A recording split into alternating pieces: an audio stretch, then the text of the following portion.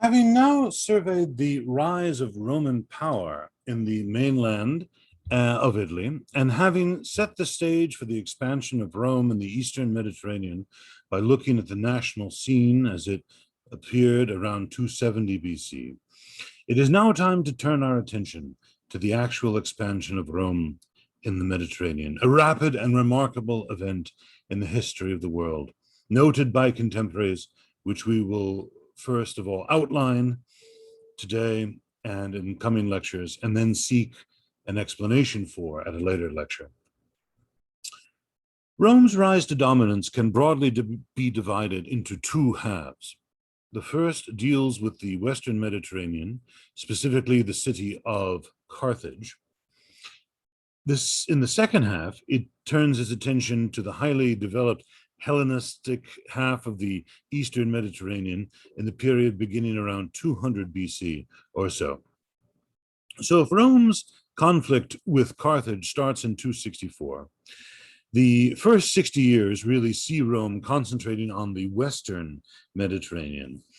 And then in the subsequent 60 years, one sees Rome concentrating on the Eastern Mediterranean. It falls quite nicely, therefore, into two chronological phases. First, therefore, we will deal with Carthage, outlining the nature of the Carthaginian state, examining how it was that Rome and Carthage first came into conflict, outlining the course of the war, and then we will discuss the ramifications for Rome and Carthage of this, the First Punic War. Carthage, by tradition, was founded in 814 BC by the Phoenicians, although archaeology reveals nothing earlier than the mid-8th century at the site, so that date is open to question. But it was, as I say, founded by Phoenicians, traders in particular, whom the Romans called the Punii, and therefore the names of these are the Punic Wars. The Romans called Carthaginians, the Phoenicians, Puni. That word Puni is a corruption of the word Phoenician, which approximates apparently something like what they would have called themselves in their own language. And that is why we speak of the Punic Wars and not the Carthaginian Wars. Now, the city of Carthage was located on a magnificent harbor with a fertile hinterland. When we add into the mix an enterprising population, such as the Phoenicians, then the city really can be seen as, why it quickly rose to a position of influence in the Western Mediterranean.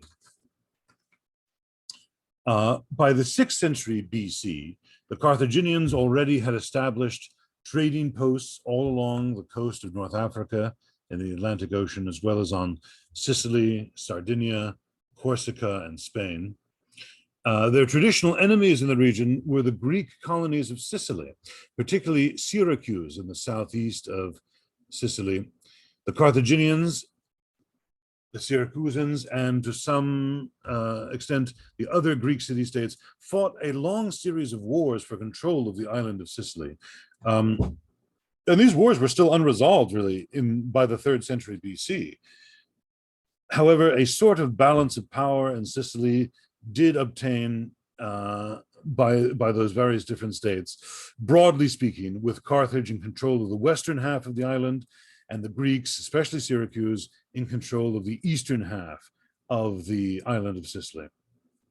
Carthage maintained her overseas interests through a mixture of diplomacy, backed by a large naval capacity, and this is important, mercenary armies. Okay. And the reason for the mercenary part of this was because Carthage was run predominantly by mercantile families and interests, and had a shape in terms of its government, so far as we can make it out, quite analogous to the Roman Republic. That is, there was an oligarchy of sorts of leading families grouped together in a Senate-like council. And this had evolved, it appears, from an earlier form of autocracy when a king-like figure, whom Roman sources simply called the governor, had been in control. Rather like the Roman Republic, the Carthaginians appear to have moved from monarchy to a sort of oligarchical system of government. And these ruling families had, as I say, a Senate-like council. And they did have every year 2 leading magistrates, whom they called suffetes, suffix, who were sort of like the consuls of Rome. There was also a popular assembly of adult male citizens the function of which remains most obscure to us. A very unusual feature of the Carthaginian state was a permanent standing court of 104 lifetime members, whose job it was to scrutinize the activities of public officials and generals who were hired to, or sent out on Carthaginian business. And rather like Darth Vader, the Carthaginians did not take well to failure by their underlings, and it was actually a common thing for them to crucify generals and admirals who had failed in their tasks, especially if they were deemed by this court of 104 to have been negligent in some way, or worse, if they had been caught taking bribes. So the Carthaginians are rather tough taskmasters, and the officials were kept in play, on their toes, as it were, by this 104 lifetime member court of officials. Carthaginian motivation was driven by merchant-like interests, the interests of profit and cost effectiveness, that is. And this is what really drove and stimulated the Carthaginians in all of their actions. And this differed considerably from Roman stimuli to action, Roman motivations. You see, because Carthage in some ways was run like a big company. In fact, as I referred to it in our last lecture, preemptively, or kind of foreshadowing what we'd be talking about today, I like to call it Carthage Inc. That is, they are interested really in using their navy, but only to back up their trade interests. That really is the primary purpose. It seems that every year, the profits of the state would be totaled up and shared among the citizens, almost like shareholders. That is a rather crude analogy, but there is some truth to it. And they would resort to war only when it was necessary. But if they could find a peaceful situation, peaceful solution through diplomacy, threats, even, they would certainly prefer to do that, because war, after all, is costly. And that is the last thing a business such as Carthage would want to face, a costly endeavor that where they could, potentially they could even lose, and then all sorts of bad things could happen. Now, in contrast, the Romans were motivated more by socio-political concerns. They were concerned to maintain the loyalty of their allies. They were concerned to maintain face in the face of their allies. Cost effectiveness was really not something that featured heavily in the Roman motivational agenda. So it was that in the middle of the 3rd century BC, these two massive states, one, the land-based power of Rome, the other, the mercantile, sea-based, naval-based state of Carthage, faced off with each other in close proximity across the Straits of Messina, between Sicily and mainland Italy, where the Romans were in control. Now, the way that these two great states came into conflict is almost ludicrous and certainly indirect. But it is certainly worth looking at the cause of the war in some detail, just to see a demonstration of how historical contingency from apparently minor incidents can lead to titanic and serious consequences. Of course, the analogy to World War I is often made in this regard. It seems that around 288 or 289 BC, a group of Italian adventurers from the area of Campania, who call themselves the Sons of Mars, the Mamertines, were in the employ of one of the rulers of Syracuse. And when this ruler died, they found themselves out of work, and subsequently began marching up the eastern coast of Sicily to make their way to southern Italy, back home. When they reached the town of Messina, which is in the very northeastern corner of Sicily, Sicily is kind of like a triangle, and Messina is right up there in the very northeastern tip of it. When they finally wound up in Messina, across the straits from Rhegium on the in southern Italy, they took a look around, and they basically said they liked the look of the place, and so therefore they changed their plan. They happened to have been there was this Greek city-state there of Messina, and the local rulers of Messina took them in for whatever reason, put them up in their houses, it seems, and generally treated them very well. Well, in repayment for this, the Mamertines, on an agreed-upon night, slit the throats of all of their hosts and robbed them of all of their possessions and their wives, and seized control of the town of Messina. For the next 20 or so years, they took advantage of the Syracusan and Carthaginian conflicts over Sicily and carved out a sort of brigand kingdom for themselves in the northeast corner of Sicily. They even had the temerity to start issuing coinage as if they were a legitimate state. So they obviously had some high aspirations of themselves, for themselves, even if they were to overlook their rather ignominious origins. Well, as the Greeks increasingly looked like they were coming out on top of their conflict with Carthage over Sicily, the position of the Mamertines in Messina grew increasingly more perilous. Eventually, they began to fear that the Syracusans would attack them and punish them, since most of their victims in forming their brigand kingdom had been Greeks. So they appealed to a nearby Carthaginian fleet and commander for assistance, and this all took place in the year 266 BC. The Carthaginian naval commander brought his ships into the harbor at Messina and took Messina under the protection of Carthage. The Syracusans, who were threatening the Mamertines, decided that it was not worth fighting a full-scale war over Carthage against these desperados from Messina, and therefore backed off.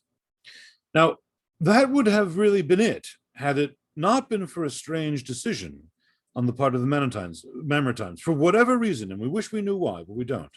They felt uncomfortable under the Carthaginian protection, and maybe a certain rush of blood to the head. They remembered their Italian origins, and so therefore they appealed across the straits of Messina to a Roman garrison on the mainland in the town of Rhegium, right in the very toe of Italy. They used as the basis of their appeal the fact that they were Italian mainlanders, Italians like the Romans, that they worshiped the same gods, that unlike these foreign Carthaginians who worship their own gods, we are the sons of Mars. And of course, Mars, after all, was the father of Romulus. You remember the whole story and the ancestry of the Roman people. So they made all these emotional appeals to the Romans, who, after a heated debate in the Senate, word, of course, went back to the Senate and they wouldn't do anything without that. Finally, the Senate decided to accept Messina under the Mamertines into a friendship relationship with the Roman people. Okay, they would be they would enter into the socium and amicitia of the Roman people, the allyship, the alliance, and the friendship of the Roman people. The technical term for all this is actually the fides. They entered into the loyalty, the faith of the Roman people, and therefore this would be kind of like a sphere of influence among the Romans. This was a momentous decision. It didn't seem like it at the time, but it was in fact a momentous decision, because the Romans then moved a small garrison of soldiers over into Messina, and the Mamertines and the Romans combined their forces, and they forced the Carthaginian commander to withdraw. Now you can only imagine the reception that he received when he returned back to Carthage. Having been judged to have behaved stupidly, he was crucified. The Syracusans still, of course, wanted to exact their vengeance on the Mamertines because they had killed all the Greeks before, remember. And now the Syracusans saw that these Mamertines had actually allied with their former enemies, the Carthaginians, to attack the Mamertines, to attack Messina. So remember, now the Messinans are under the control, or at least the protection, of the Romans. So they had left off their protection with the Carthaginians. And this is how, indirectly, when the Syracusan and the Carthaginian force, they kind of put aside their differences, because they at once recognized that, okay, these Messenians have basically ticked off both of us, both the Syracusans and the Carthaginians. And so they got themselves together and attacked the Messenians, these Mamertines in Messina. Well, the Messenians are now under the protection of Rome. The Romans felt themselves obligated to defend their new friends. And as a result, Roman and Punic, that is Carthaginian forces, came into direct conflict over people who were, to all intents and purposes, gangsters. The conflict started in 264 BC. And it is not my intention to go over the details of this war and all its various aspects, interesting though they be. We will outline its course, dividing it into three main phases. And we'll also pause on occasion to look at illustrative events that tell us the nature of this war, the enormous efforts that were expended on both sides in its prosecution, and to draw out some of the dramatic nature of this huge struggle between Carthage and Rome that lasted from, as I say, 264, when it began, to 241 BC, the First Punic War. The first phase of the war, the first 4 years from 264 to 260, this first phase was fought on land in Sicily. This was where the Carthaginians had traditionally always done their fighting, in the area of Italy, and but on a Sicilian soil. And the Romans had been drawn into Sicilian affairs now via the Mamertines at Messina. The first battles took place on land over Sicily, as I say. Whatever the reason for the start of the war, whatever the Mamertines and the beginning of the war were, once the war started, all of that stuff was forgotten immediately. Now it quickly evolved into a struggle between Carthage and Rome for control of Sicily, for control of the island of Sicily. So the original war aims were forgotten, and now if those were trying to restore the Mamertines, to save them, forget about all that. That they vanish from history at this point. Now it is fighting for control of Sicily. This is a rather typical feature of war from the historical perspective. Wars often escalate from the goals that they may have had originally. Once they start, they escalate to new goals, broader goals. The salient event in this particular first phase of the war was to capture by storm the fortified city of Agrigentum, which is in the southern, kind of central part, sort of south coast of Sicily, Agrigentum. This was, the Romans here seized this fortified town of Agrigentum. Now, I have been to this place. It is very formidable. It is a very fortified location. It is quite an amazing thing to think that the Romans could have taken it by direct frontal assault, but they did. And in 262 BC, they drove out the Carthaginians who were in Agrigentum. This was such a terrifying event for the Carthaginians that for the rest of the war, they avoided any direct open battle with the legions. They figured that the Romans, if they could do that, they were not going to be easy people to beat on the field. And of course, they were right about that. Well, despite having defeated the Carthaginians on land, the Romans quickly realized that they were going to have to develop some sort of naval capacity if they were going to win the war, since Carthage could simply resupply their force in Sicily by sea. Now, the Romans at this stage were not a major naval power, as we saw at the end of the last lecture. So in 260 BC, they built a massive fleet. The story goes that they built it on the model of a captured Carthaginian warship. There is reason to doubt that that particular story, since we have seen that the Romans did have a form of coastal defense prior to the Punic Wars, but it does make for a good story. And it is the sort of the first example of an arms race, really, or maybe even military secrets in how to build a ship-bearing vessel. That is, they captured a Carthaginian warship and reverse engineered it, copied it. As I said, though, that story may be untrue. Whatever the case may be, though, once the Romans had built their fleet, we now enter into the second phase of the war that stretches from 260 BC to 255 BC. It seems that the Romans, in their first naval engagement, emerged victorious. This was the Battle of Mylae, off the coast of Sicily in 260 BC. The Romans achieved this victory, this surprising naval victory, by developing a technology that allowed them to transfer their land-based superiority onto the seas. You see, ancient naval warfare, as you see with the quinquereme in front of you, the boat with 5 banks of oars, ancient naval warfare primarily relied on ramming. So you have this beak over in the bottom left-hand side of the boat that you see here in front of you. And you would get that ship going very fast and then ram it right into the side of the enemy boat. And if you were really good at it, and the Greeks were, they could saw off, it could come right up alongside the other boat, not even ram a hole in it, which was difficult. You had to disengage, and that could cause problems. You could just saw off all of the oars by running right up and along close to your enemy ship, bringing in your oars and just letting the front of the ship go right on down and saw off the enemy oars. So they were basically just like a sitting duck after that. Well, the Romans didn't have those kind of skills. They had never, they were able to build the boats, but that's a whole other thing than all the training that would go into, how to do those kind of techniques. A lot of practice, years really. So the Romans didn't have that, but what they did have was this land superiority. They were much better at fighting in infantry. And so what they did was they developed a certain technology that allowed them to transfer their land-based superiority onto the seas. They developed a mechanism called the raven, or in Latin, the corvus, which is essentially a big, large bridge on a swivel that had a spike at the far end of it.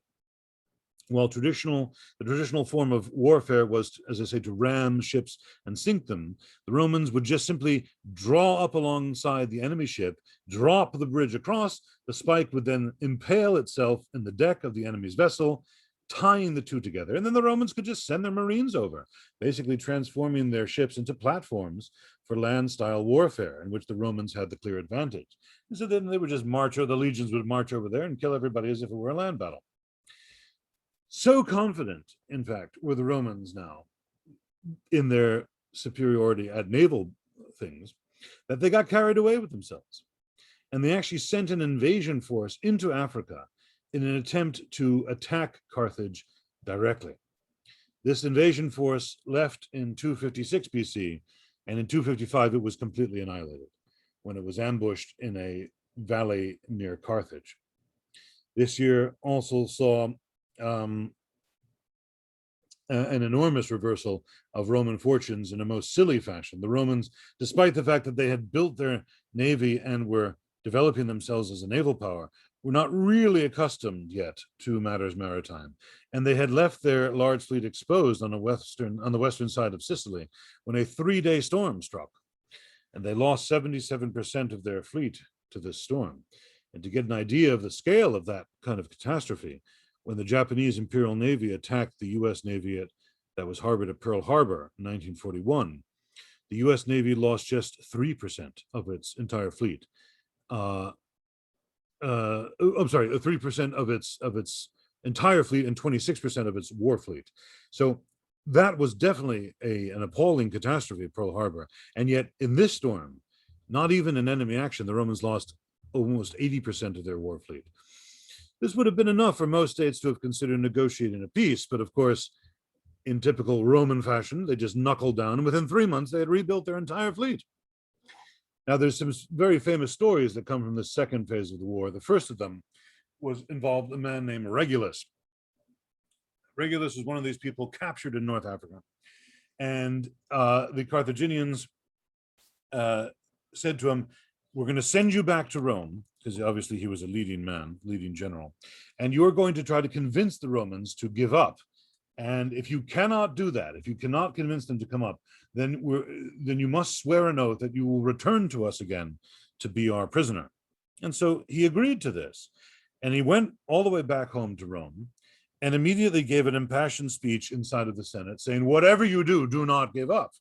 And he, basically told them that we're in this for the long haul. And even if we might be suffering some reverses right now, do not give up. And then this is the remarkable thing. He returned to Carthage dutifully because he had sworn an oath. And this is the painting that you see in front of you that everybody, of course, is trying to tell him, "Don't leave. What are you doing?" But he doesn't want to hear it. And he returns to Carthage. And we are told that he died there. He told them exactly what he told the Romans. And they were so miffed at this that they put him alive inside of a box, basically like a coffin, that was filled with sharp nails that they had nailed in from the outside, so that he, no matter what direction they stood him up inside of this box, and no matter what direction he tried to lay in, he would be, when he was trying to fall asleep or something like that, he would be immediately poked with all of these knives. And perivit non dormiendo, as Cicero describes the situation. He died by lack of sleep, basically. It's a terrible story, and St. Augustine will actually talk about this story in his first book of the City of God many hundreds of years later, when the pagans will accuse the Christians of saying, "Look, Rome has just been sacked." Now this is fast forwarding to the year 410 AD. We abandoned the worship of the old gods. We used to be so strong under them, and now we worship Christ, and look at what happened. But St. Augustine will say, He will mention a story like this and many, many others too. Say, when the gods gave no help whatsoever, even to those who were most virtuous and were most dutiful towards them. Keeping their oaths was obviously a religious duty. Anyway, and there's one other very famous story that I will just tell you. But the point, though, in all of this is to mention the fact that these were the good old days when Romans of a later age, when they were kind of, their empire got big and they were very luxurious and lazy and kind of, degenerate. They would look back at people like Regulus and be reminded of their pristine Roman virtue. One other very famous story that comes from this period is before the naval battle of Drapane, which is the modern-day Sicilian city of Trapani, over in the western side of the island. And before this battle, the Romans, remember we talked something about their religious practices. One of the things they liked to do was predict the future by the flight of birds or other behaviors of birds. And they had a group of sacred chickens, not making this up, where the Romans would bring them out before battle, and they would sprinkle a kind of sacrificial meal cake in front of them. And if the if the chickens ate it, that was a good omen. That would mean that they were, that they should go ahead and do whatever they were planning on doing. In this case, conduct the naval battle. But if they didn't eat, then the omens were bad, and they should call the battle off. And battles were frequently called off in the ancient world. That actually was a very common thing because of religious scruples like this. Well, there was one particular soldier named Publius Claudius Pulcher, a very famous name in Rome, and there will be other people with the exact same name throughout history that are different than him, other people than this one in particular. And he really was itching for a fight that day. He really wanted his moment of military glory, a very Roman concern, you want to come back and be like, the hero. And so they sprinkled the meal cake, and the chickens didn't eat it. And he was so miffed at this, he threw them all into the water with the words "Bibant nisi nolorent edere." Let them drink if they don't want to eat. And they all drowned in the ocean. Well, he went on to fight this battle and lost. And in fact, just to show you how serious the Romans took all these things, they actually brought him up on charges when he went back to Rome. And I don't think it wasn't too serious. He didn't have to go into exile, certainly didn't get executed or anything like that. I think he had to pay some big fine, but you had to take the chickens seriously. Okay, well, anyway, the final phase of the war stretches from this rebuilding of the Roman fleet in 255 and stretches to the year 241 BC. And it is illustrative of the differences, really, between the Roman and Carthaginian motivations. The Carthaginians once again focused their attentions on Sicily. They decided to conduct guerrilla-style operations against Roman interests in Italy and fortified some naval bases and some land bases there, and sent out land-based raiding parties to harry the Roman lines of communication and to cut off Roman supply lines. This particular system of warfare seemed to be going very well for the Carthaginians, and they were finding the maintenance of their navy, though, a somewhat burdensome affair. Remember, cost effectiveness is one of their chief concerns, their chief forms of motivation. Maintaining a large navy that at this point was not really being used was really quite expensive. So as a result, they decided that they would demobilize large sections of their navy. Between 248 and 242 BC, while the land forces of Sicily were harrying the Roman lines of communication, the Carthaginians demobilized, that is, dispersed much of their main naval force. Some in the same period, the Romans, that is, in the same period, built 200 new ships and therefore dragged the war on. The longer the war dragged on, the greater was the advantage for the Romans. They were the ones interested in prevailing. They took this war, as they did all of their wars, very personally. They wanted to prevail, and they wanted to secure military and political dominance over the areas of territory that they were fighting for, whereas the Carthaginians were simply interested in counting their shekels. How much is this costing us? The longer the war dragged on, the less cost-effective the war was from the Carthaginian perspective. And by the time the Carthaginians had realized that the Romans were now well equipped with a new navy, it was too late. The Carthaginians cobbled together as best as they could a naval force and sent it out to try to tackle the new Roman fleet. The two fleets met at the Agates Islands, just off the western seaboard from Sicily, and the Romans crushed the Carthaginian fleet in a major naval engagement. The Carthaginians subsequently were forced to surrender. This was the first major overseas war that the Romans had embarked upon. Its course, which I've just outlined really in the most broadest of brushstrokes, was an epic one involving major defeats and successes in for both sides. The forces of the war shifted to and fro, but what shines again and again, reading our sources, both Polybius and Livy, what shines forth again and again about this struggle, and we will see it again repeatedly as we look to Roman expansion across the rest of the Mediterranean, is the fact that the Roman sense of determination, their dogged stubbornness to prevail in the face of sometimes overwhelming odds.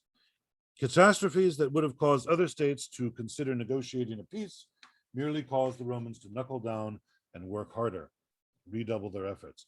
And from my own personal reading of Roman history, after all these many years of reading and loving Roman history, I can say that this quality really is the thing that in some ways has perhaps enriched me the most. Because of course, in our own personal lives, we are always going to be faced with setbacks, and we always are going to encounter, whether it be emotional or physical or financial setbacks, or just, the sheer depression that comes from failure. But we really can take a lesson from this, my friends. Roman history gives us so many examples of people who, in the face of much greater odds, were ultimately able to prevail when they dug down deep and refused to give in. Well, with the Carthaginians humiliated and defeated, the Romans imposed a vast war indemnity on the Carthaginian state. They hit them where it hurt most, in their purses. They levied an indemnity, which is basically like a fine for losing the war, something like what the Allied powers did to Germany after World War I. They imposed a vast war indemnity of 3,200 talents of silver. A talent is a weight is a weight. It's not a dollar amount. So, but just to give you an idea, it's several kilograms. 1 talent would have made any individual a millionaire. Let's put it that way, in the ancient world. And here was a war indemnity of 3,200 talents, 3,200 talents. Carthage was also forced to cede all its interests in Sicily to Rome, who now adopted Sicily as its first overseas province. In 241 BC, Sicily becomes the first province of the Roman people. The Syracusans, who had wisely decided to side with Rome, when push came to shove, were allowed to exist as an ally of the Roman people, but the rest of Sicily became a province.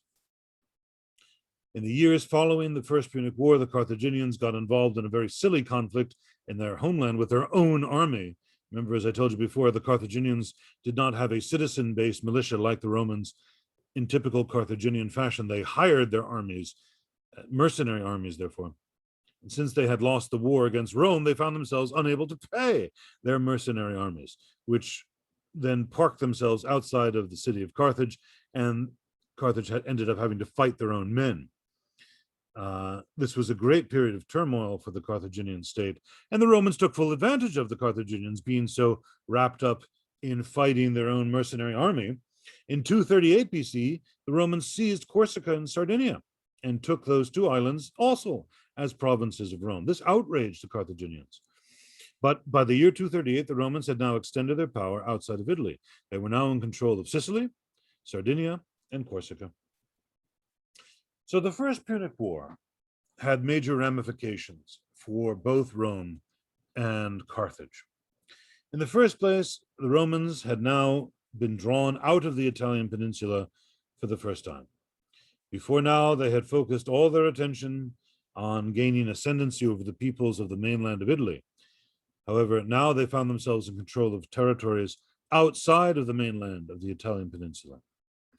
Secondly, and through circumstances forced on them by fighting the First Punic War, the Romans now found themselves in command of the largest navy, not just a navy, but the largest navy in the Mediterranean Sea. In repeated battles, they had proven themselves to be successful in using this navy, even if they had shown their greenness from time to time. especially by exposing their fleet to that 3-day storm, which was to destroy it in 255. That is just a sign of their neophyte nature in matters naval. But by the end of the First Punic War, they were fairly adept at naval matters and now possessed the largest fleet in the Mediterranean. It was going to be with this same fleet that they were able to annex the islands of Sardinia and Corsica in 238. But above all, the First Punic War shows us, as far as the Romans are concerned, their attitude towards conflict.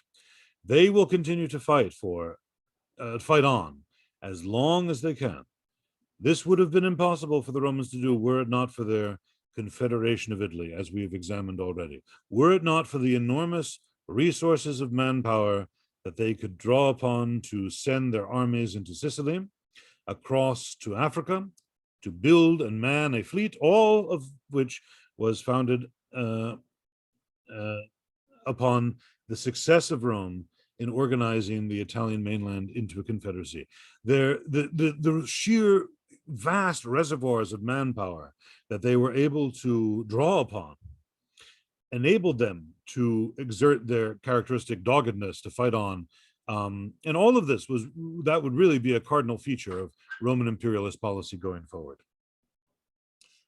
What about the Carthaginians? Well, for the Carthaginians, the defeat at the hands of the Romans was humiliating, to be sure. It also had some very important ramifications. They were now barred from their traditional sphere of influence in the Mediterranean Sea. Sicily now belonged to the Romans. Roman fleets patrolled the sea between Sicily and Sardinia and Corsica. This is where we have seen the Carthaginians were most interested in this area of the sea.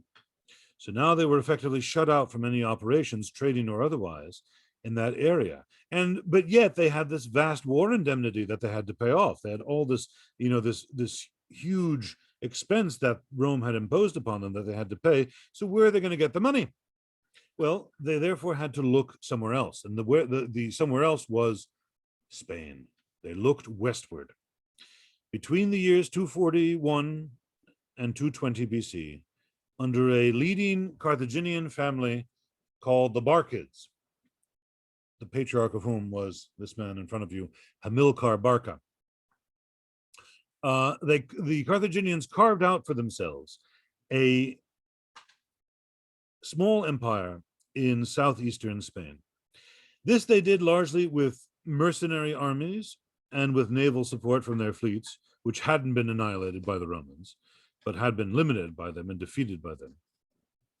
But the Carthaginians still managed to supply this army of theirs in Spain, which over the course of the next 20 years or so, carved out quite a profitable empire for themselves in Spain. And there was plenty of natural resources in Spain to exploit.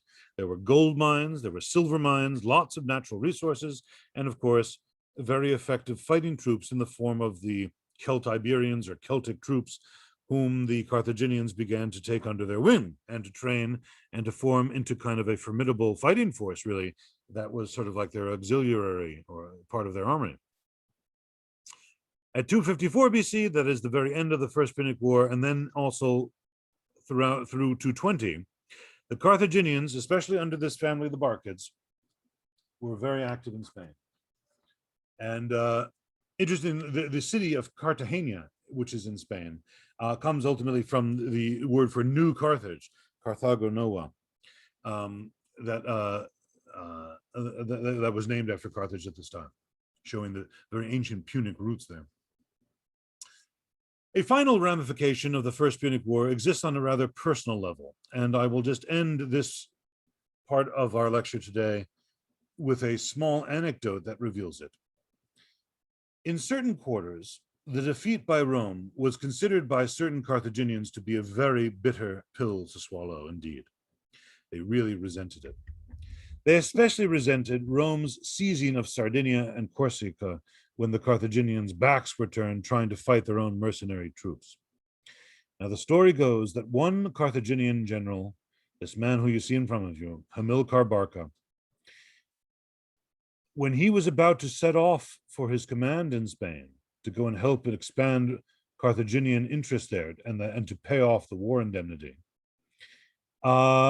he, as one would expect in any ancient pagan society in the ancient Mediterranean, when one was about to embark on a new endeavor, he was sacrificing to the Carthaginian gods.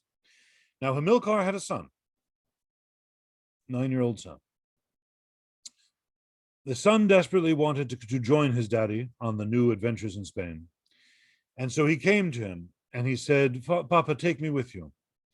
And his father looked at him and he says, if you want to come with me, son, you must come to the altar and place your hand upon the sacrificial victim, the animal there, and swear an oath. And Hamilkar brought his son up to the altar and forced him to swear an oath to the ancestral gods of the Carthaginians that he would never be a friend of the Roman people. Now, Hamilkar's son was named Hannibal, and he was to become the greatest enemy that Rome would ever have. In fact, he was so fierce of an enemy that in time he would lead the Carthaginians not only to great glory in Spain, but to even further glory in Italy, when he would take this combined Carthaginian and Celtic combined army and lead it over the Alps and invade mainland Italy. And he would then, of course, usher in the Second Punic War. And that is the event that we must turn our attention to right now. The Second Punic War, my friends, drew Rome almost to the point of extinction. While the Carthaginians were busy in Spain, the Romans found themselves initially involved across the other side of the Italian peninsula, across the Adriatic Sea, in an area that was known to them as Illyria, which in modern day, more or less modern day times, would be called, was called Yugoslavia. Now it would be Bosnia, Croatia, Serbia, and so on, across the Adriatic Sea from the eastern seaboard of Italy. Here, there was a colorful figure at the time, a pirate queen named Queen Tuta, who was busy threatening Roman coastal security. And the Romans found themselves engaged in operations against her. In 229 BC, they declared the region of the Adriatic under their protection. And they did not annex it as a province, the same way they had done with Sicily, Sardinia, and Corsica, but they just declared it a protectorate of Rome, whatever that meant. Basically, it gave them an excuse if they ever wanted to come back and mess around in affairs there. Then, in the later part of the 220s, the Romans found themselves involved with the Gauls of the Po Valley. Remember that out of the Po Valley had emerged the Gallic menace that had sacked Rome in 390 BC. The Romans had not forgotten this, and they believed that another force might well have been being prepared, and that another force was building among the Gauls of the Po Valley, what they called Gallia Cisalpina, and so as to invade Italy. And therefore, they took what we would term today a proactive approach and invaded Cisalpine Gaul in 225 BC. They defeated the Gauls and eventually annexed the whole region of northern Italy, Cisalpine Gaul, as a province in 225. They invaded in 225. The whole thing was annexed finally by 220. So they added yet another province to their expanding territory, and they called it Gallia Cisalpina, Gaul this side of the Alps. This was now added to Roman territory. As all of that was going on, as I said a moment ago, the Carthaginians were busy in Spain, and the Romans didn't seem to pay much attention to them until the middle of the 220s. At that time, when they were busy in Gaul, it finally appears to have struck the Romans that the Carthaginians had formed quite a powerful power base for themselves in Spain, rather. The main leaders for the Carthaginian side were members of the Barker family, initially Hamilkar Barker, then his son-in-law Hasdrubal, and finally his own son Hannibal, who between these men had formed a very powerful power base for the Carthaginians in Spain. At some stage, the Romans began to get involved in monitoring that situation. The details of the Carthaginian and Roman diplomatic maneuvers about this situation in Spain are very uncertain. They are crucially important, but yet uncertain. they're crucially important to understand the breakout of the Second Punic War, but they are very uncertain. I mentioned actually earlier how in our very first lecture, this was an example of how uncertainty abounds in ancient history about matters that are really quite crucial. This is such a great example. We hear, for instance, from Polybius that when Hasdrubal, the son-in-law of Hamilkar, was commander in Spain between 229 BC and 221, a Roman delegation reached an agreement with the Carthaginians about spheres of influence in Spain. It is noteworthy that Polybius calls it an agreement as opposed to a treaty. He uses a different word to describe this agreement than he uses for formal treaties. All he says of the agreement is that the Carthaginians were not to pass the river Ibris, or Ebro in modern day English, in arms. That is all we hear. Okay, that's the only detail, only stipulation that we hear for this agreement. So it seems that there was some kind of demarcation of the spheres of influence between these two things, these two different sides. Debate has raged, though. First of all, what is the river Ibris, or Ebro as it's called? The best candidate is this river Ebro in northeastern Spain. That is generally accepted as the river in question, but it's not 100% sure that it might have been it. It is therefore oftentimes referred to as the Ebro Treaty, the Treaty of the River Ebro. But notice that all the treaty says is that the Carthaginians shall not move north of the river. It doesn't say expressly that the Romans will not move south of the river under arms. Presumably that was the other half of the agreement, but it doesn't actually say that. Well, there is one aspect of the question, which I've just discussed, but there's another too. It is not exactly clear when the agreement was reached. Most authorities today would vouch for a date around 226 BC. At some stage, whether it was before or after this agreement was reached is unclear. The Romans took into their friendship, their fides, their sphere of influence, a native town called Segundum on the eastern coast of Spain. This town was quite clearly in the midst of the Carthaginian territory. It was very much south of the river Ebro, which is this river here, Iberos in this map, assuming that that was the river subject to the agreement between Carthage and Roman Spain. Now, when this agreement with Segundo took place is unclear, and it would be crucial to know whether it was before or after the agreement with Carthage had been reached. Whatever the case, the bringing of Segundo into the sphere of influence for the Romans was, in fact, the spark that would explode the Second Punic War. Within Segundo, there were pro-Carthaginian and pro-Roman factions. They fought each other. When the pro-Romans found themselves in trouble, they appealed to their masters. The Romans sent assistance. The Carthaginians, since 221 BC in Spain, were governed by Hannibal, and he took exception to this. He didn't like the fact that that Carthaginian influence below the river Ebro was being questioned, was being kind of hemmed in. So he besieged the town of Segundo in 219 BC. Now, since the town of Segundo was in the Roman fides, it was now a friend and ally of the Roman people, the Romans demanded that Hannibal withdraw. In fact, they showed up and they demanded that Hannibal be handed over to them as a criminal. They sent an embassy also to Carthage with the same demand. Hannibal, of course, refused, and the Carthaginian Senate refused to hand him over, and therefore war was declared in 218 BC. This is now the Second Punic War, and the Romans prepared for it as if they were going to be fighting the First Punic War all over again. They began to build up their navy, that is, and they expected to send an invasion force over to Africa to make quick work of the Carthaginians. Unfortunately for them, however, they faced in Hannibal one of history's greatest military geniuses, who seized the initiative in the war in an extremely bold move. He left Spain with an army of about 40,000 combined Carthaginians, Gauls, and Spaniards that he had now been able to win over to their side. And he marched this huge combined mixed ethnic army across the Pyrenees Mountains in northern Spain.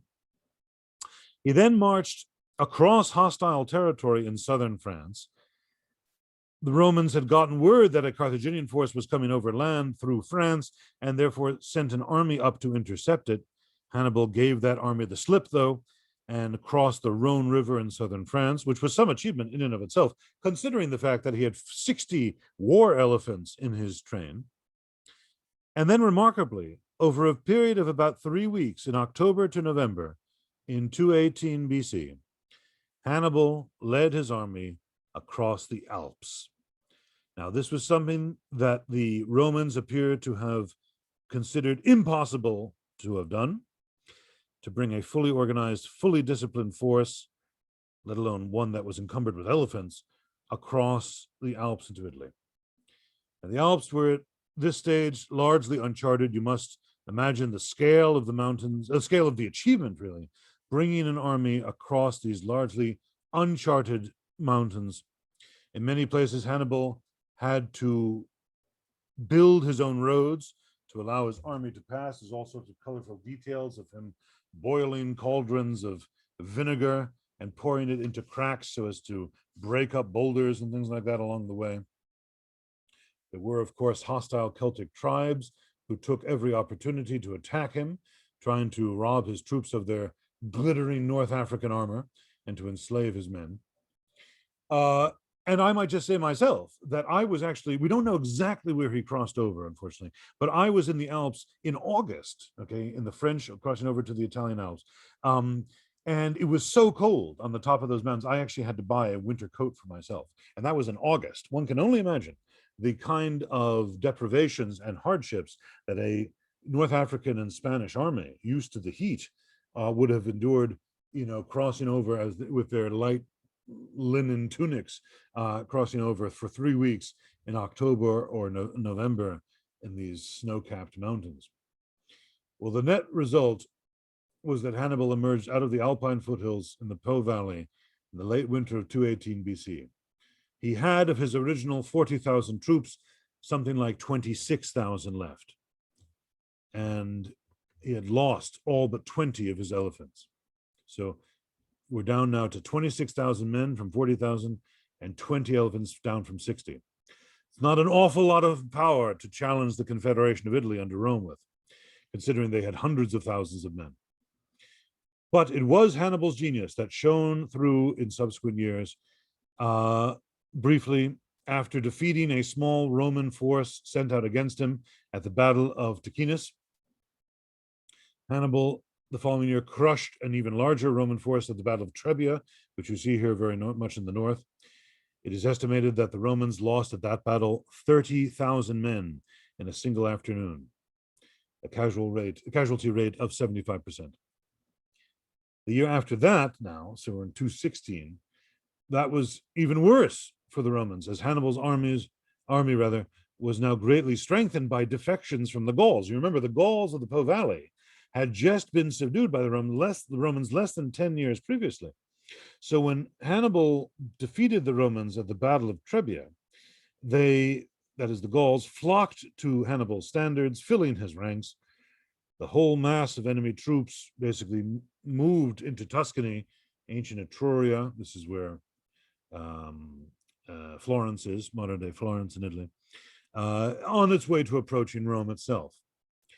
Well, the Roman consular army sent to defeat Hannibal was stupidly, in many ways, caught while crossing beside Lake Trasimene,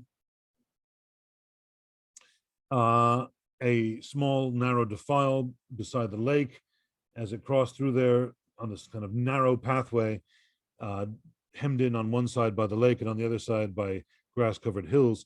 In those hills, Hannibal hid his army, and when the Roman army was strung out in multiple miles along this narrow track between the lake and the hills, Hannibal ordered his men to run down the hill and ambush them. The Roman army and its leader were annihilated. We're told something like 15,000 men were killed on that occasion. And the Romans at this stage panicked.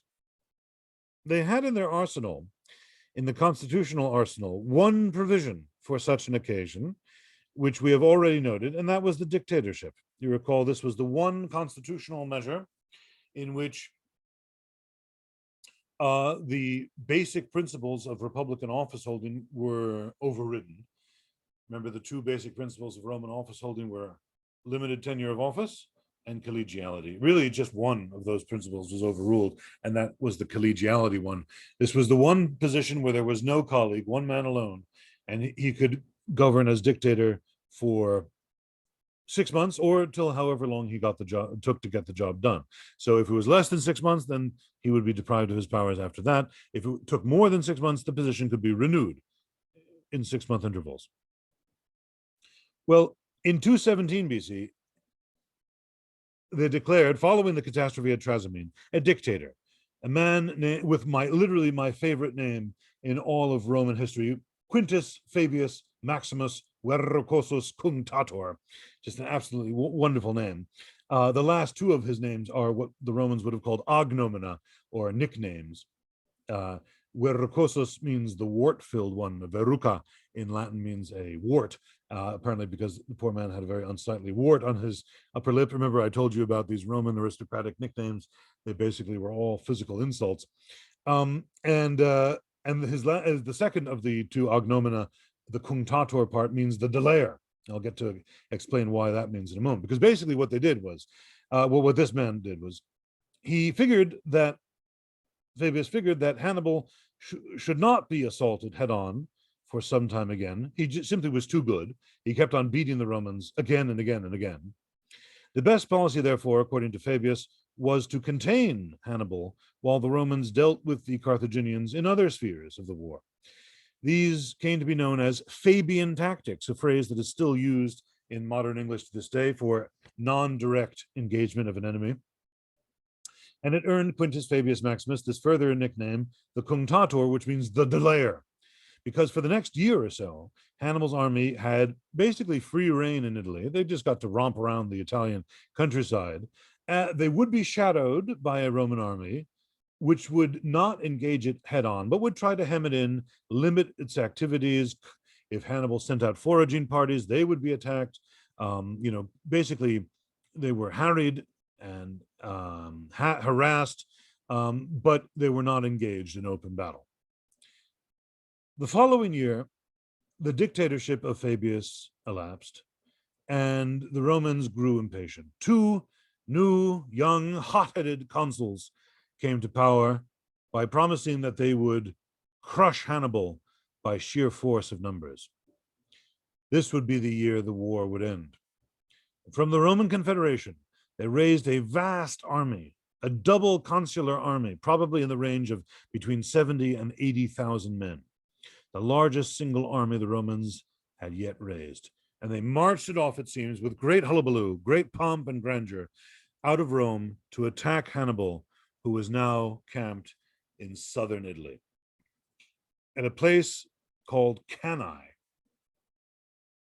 The two armies faced off from one another on a plain, which can still be visited to this day.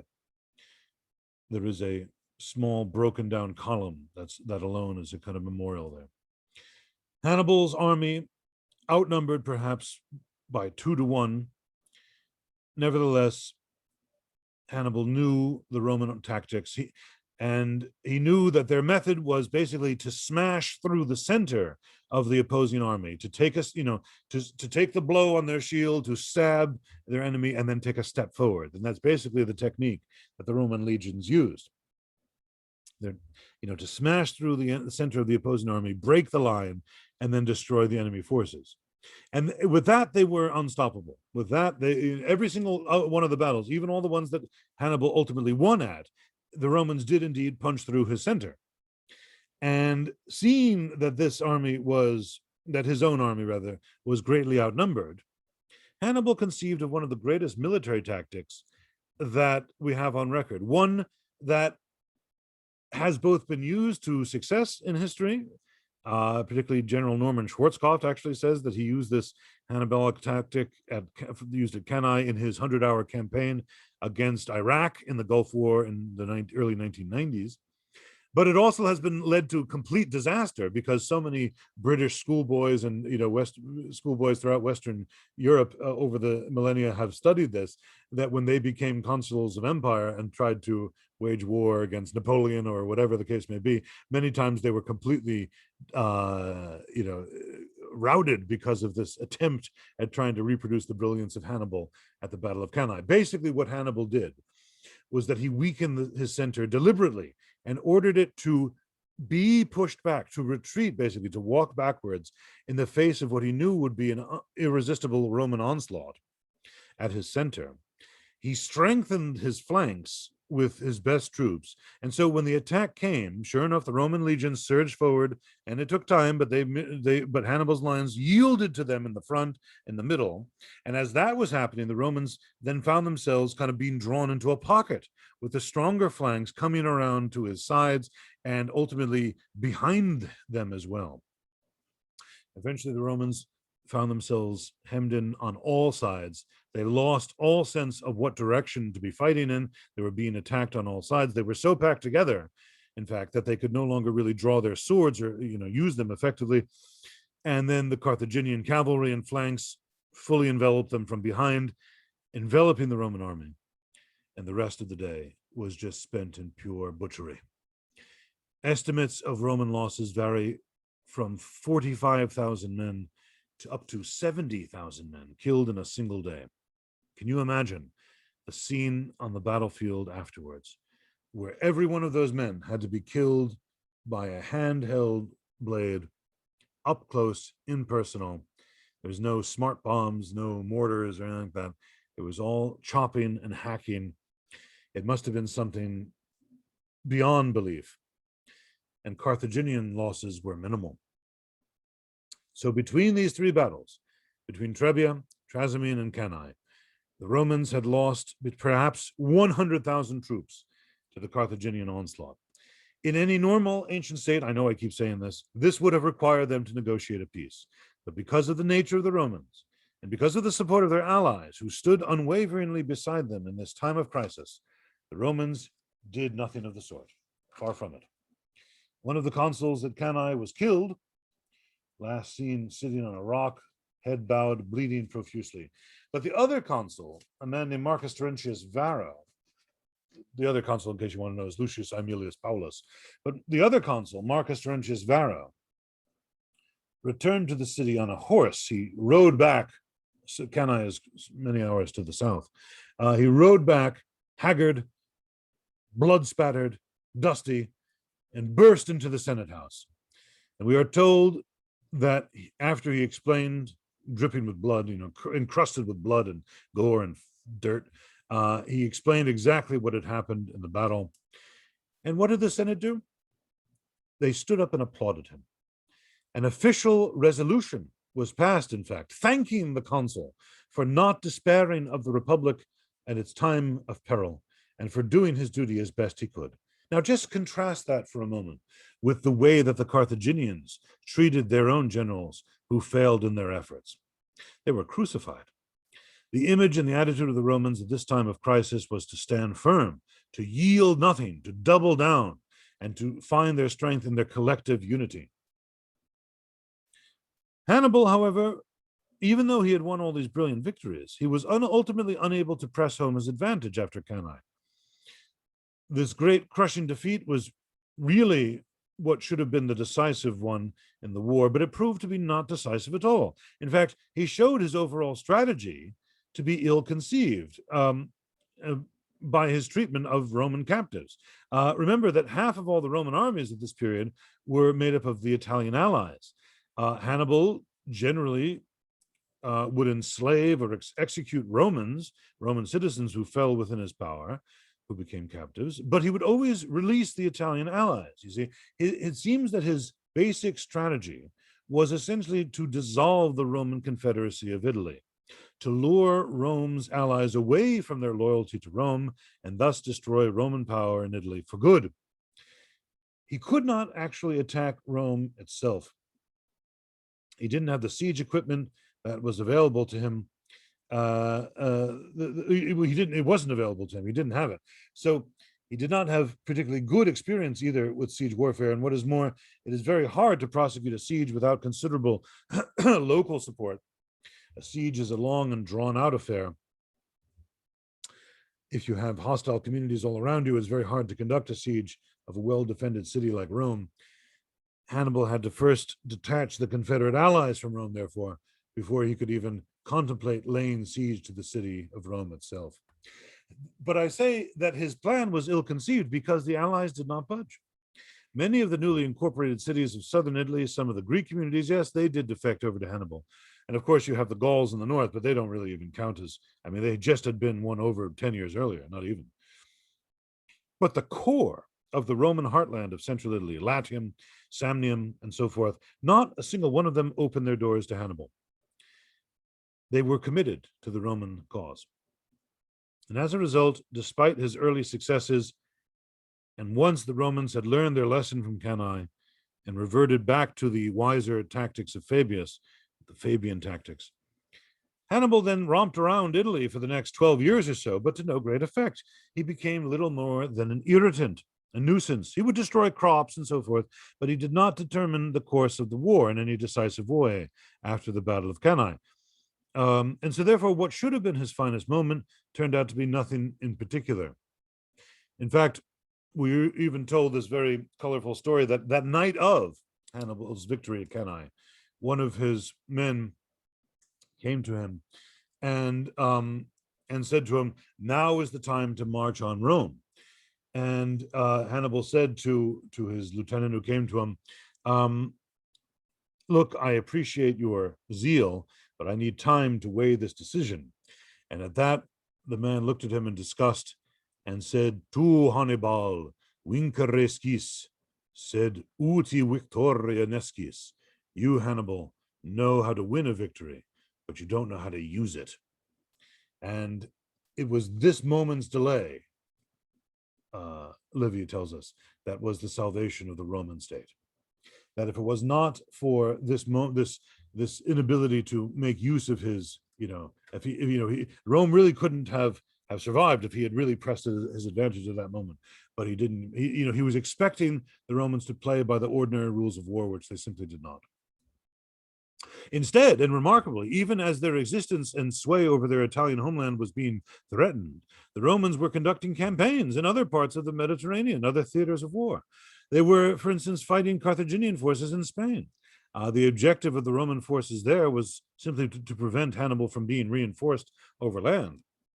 They still had complete naval superiority, so Hannibal could not be reinforced by sea. But there was a threat that maybe Carthaginian armies might follow in the footsteps of Hannibal and reinforce him in Italy, which may have been a problem. The objective of the Roman forces in Spain was to break Carthaginian power there also. Campaigns were marked by several successes and then subsequent defeats, but in 211 BC, things came to a nasty head when the Romans lost two major battles in Spain, and it looked like they had lost the war in Spain. Besides Spain, they were also fighting Syracuse in Sicily. Syracuse, after the Battle of Cannae, had rather hastily and impetuously decided to side themselves with Hannibal. And as soon as that happened, they found themselves facing a Roman army sent out against them.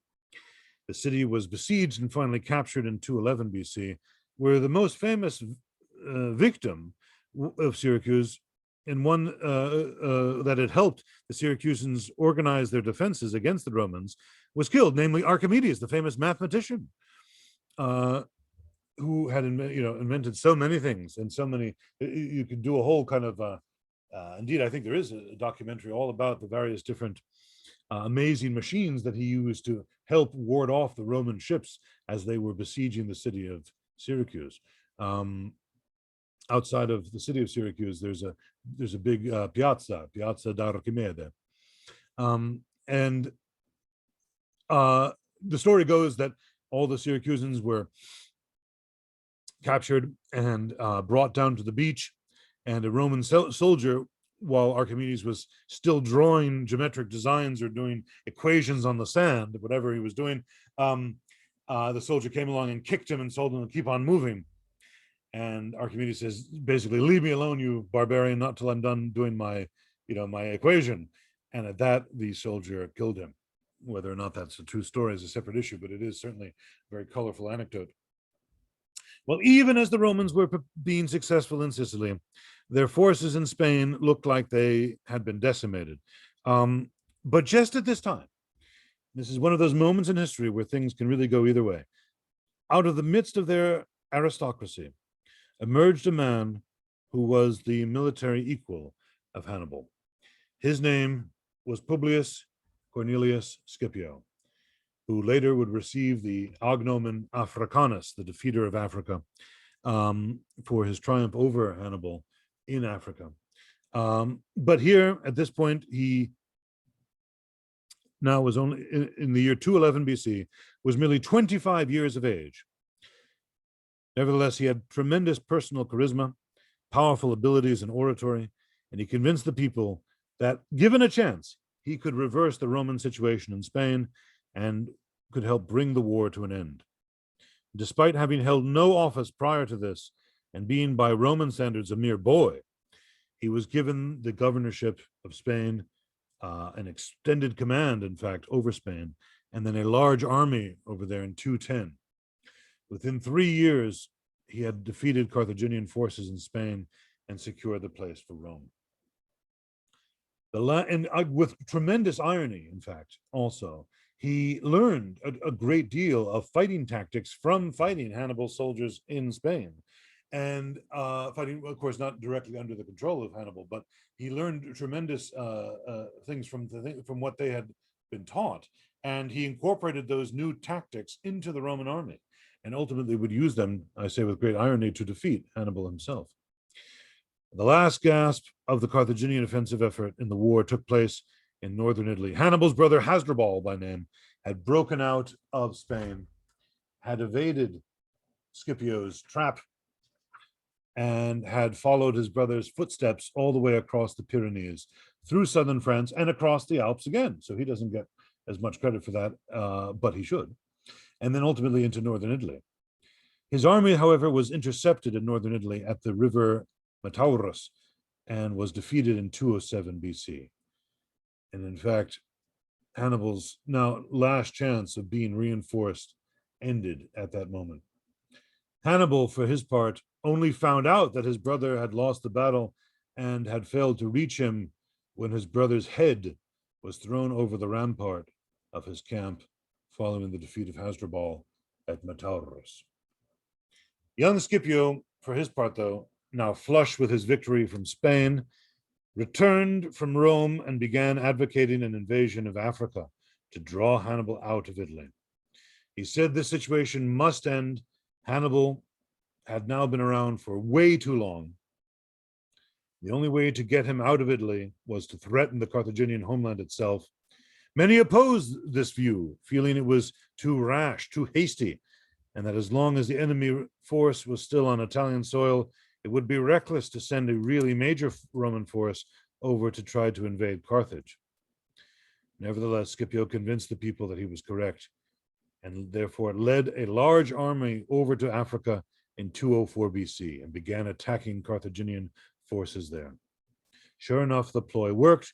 Hannibal was recalled, drawn out of Italy, recalled by his superiors to defend the homeland. He returned in 203 BC, and he returned to face Scipio in Africa at the Battle of Zama in 202 BC. This is a very dramatic moment.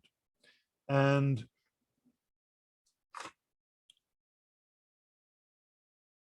out of our ancient sources, well, our ancient sources basically like to heighten the dramatic effect of it. They like to have Scipio and Hannibal meet at a conference before the battle, basically to compliment each other on what wonderful generals they are. It's all very patriotic and rousing stuff. We cannot say for sure whether Scipio and Hannibal ever did meet face to face.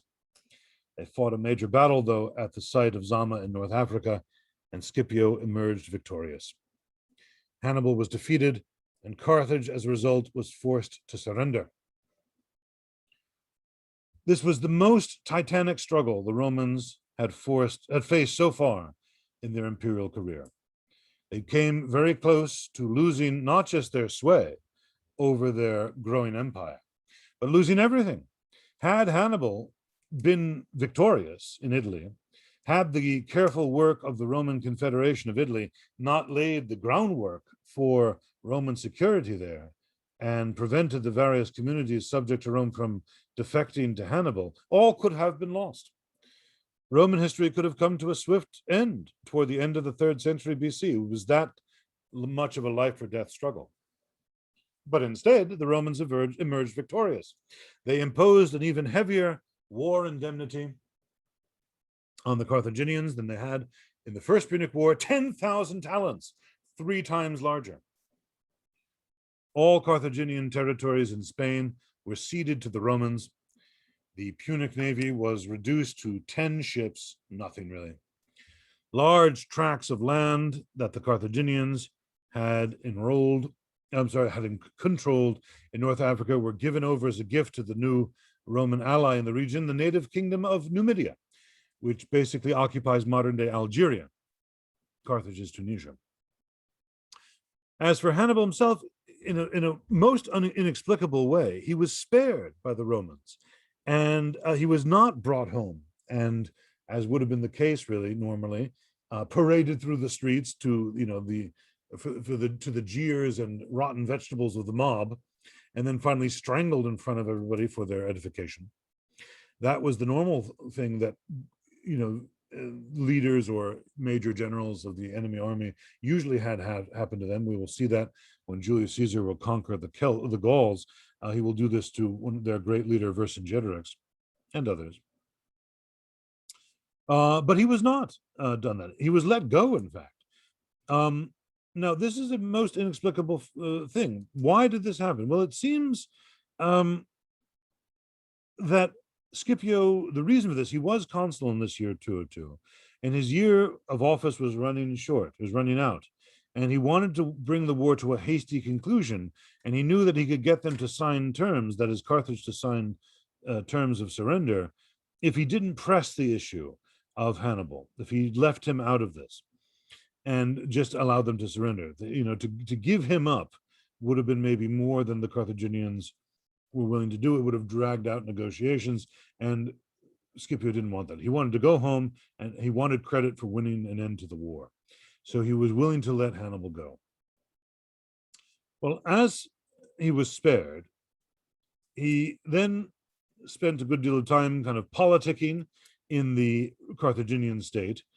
He did have many political enemies there, and ultimately they, wanting to get rid of him, began to spread rumors that they knew would get back to Rome, that he was planning another invasion of Italy.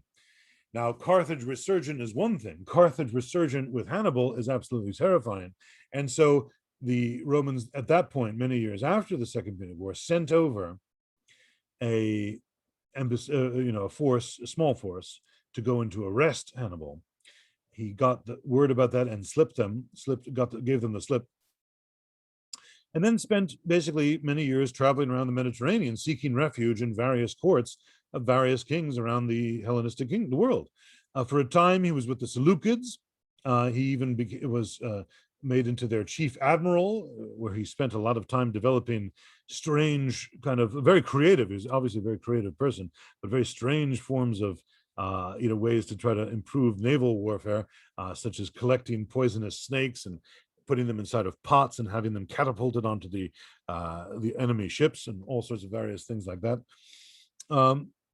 But then ultimately, wherever the Romans showed up, they would always send an embassy demanding that he be handed over to them, demanding that he be expelled from this court or that court, and he always gave them the slip. Finally, in the year 282, so a full 20 years precisely after his defeat at Zama, Hannibal was finally cornered in Asia Minor, and in the court of King Prusius. And as he was about to be handed over, he committed suicide, saying apparently, "Now let us put an end to the life that has caused the Romans so much grief." But by doing so, he prevented the Romans from ever getting their hands on their single most hated, if begrudgingly respected, enemy. Well, the Second Punic War had several very important consequences for Rome and for Carthage. For Rome, it essentially meant absolute mastery of the Western Mediterranean. Carthage as a power now in the Western Mediterranean had now been humbled and reduced to merely 10 ships, nothing. All of her former allies and territories, former areas of activity, Sicily, Sardinia, Corsica, and Spain, had all been taken from her by the Romans. And the city of Carthage itself was greatly reduced. The Romans themselves formed their new holdings in Spain into two new provinces in 196 BC. They called it Hispania Ulterior, that is nearer Spain if you're coming from Italy. So that would be the northern part. And then the further Spain it was the southern part of that.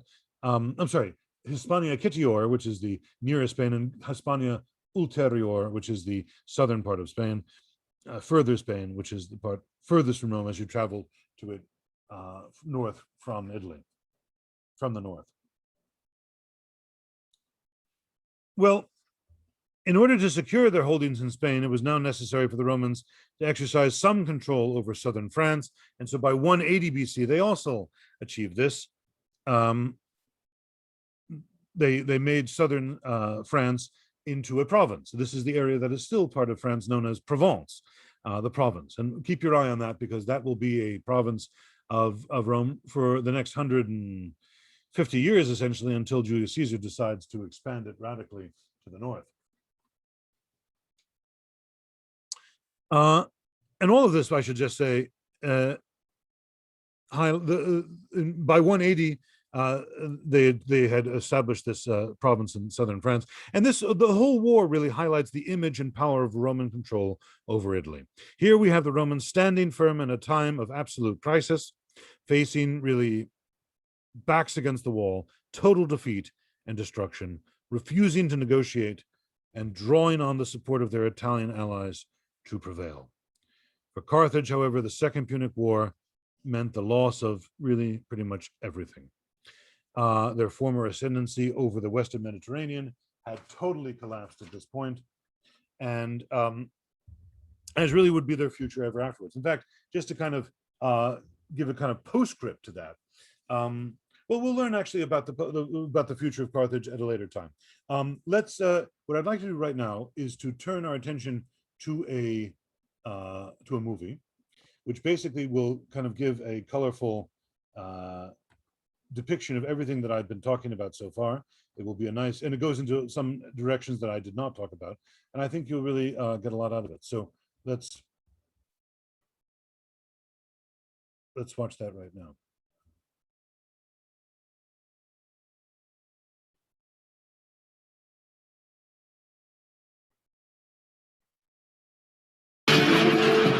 He changed the way wars were fought and pushed Rome to the brink of destruction.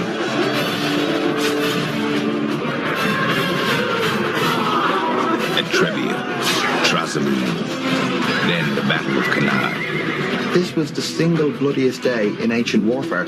In fact, possibly the single bloodiest day ever in warfare. His name struck fear in the heart of every Roman, yet much of his life remains a mystery.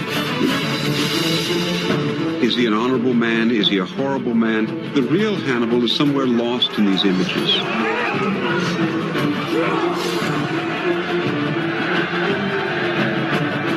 Military genius, monster, legend.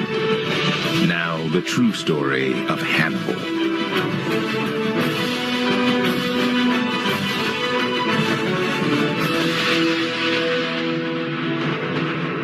In 202 BC, two men met on the arid plains of North Africa.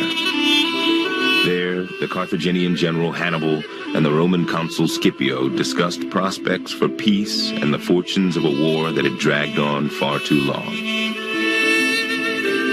In 16 years of fighting, they'd lost fathers, brothers, uncles, and friends. Unable to reach an accord, Hannibal and Scipio parted ways. The next day, the armies of Carthage and Rome would clash in a battle as decisive as it was fierce.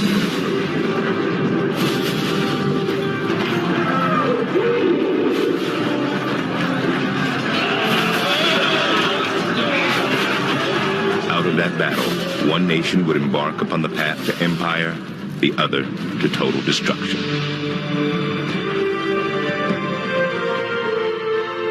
For nearly 2 decades, Rome had been powerless to stop Hannibal's march across Italy. During that time, he'd won victory after victory, killing more than 100,000 Roman soldiers. His exploits have been immortalized in the writings of the ancient historians Polybius and Livy. But little is known of the man himself. Was he a liberator, a barbarian, or both? When it comes to Hannibal, we don't know nearly as much as we'd like to. The real Hannibal, who seems to have been a man of great ability to win the loyalty of people around him, a man who had a very clear plan for how he was going to fight the war, is perhaps neither the monster nor is he the hero. He was not afraid or unwilling to commit atrocities, and on the other hand, he was also willing to show honor and respect to those he defeated.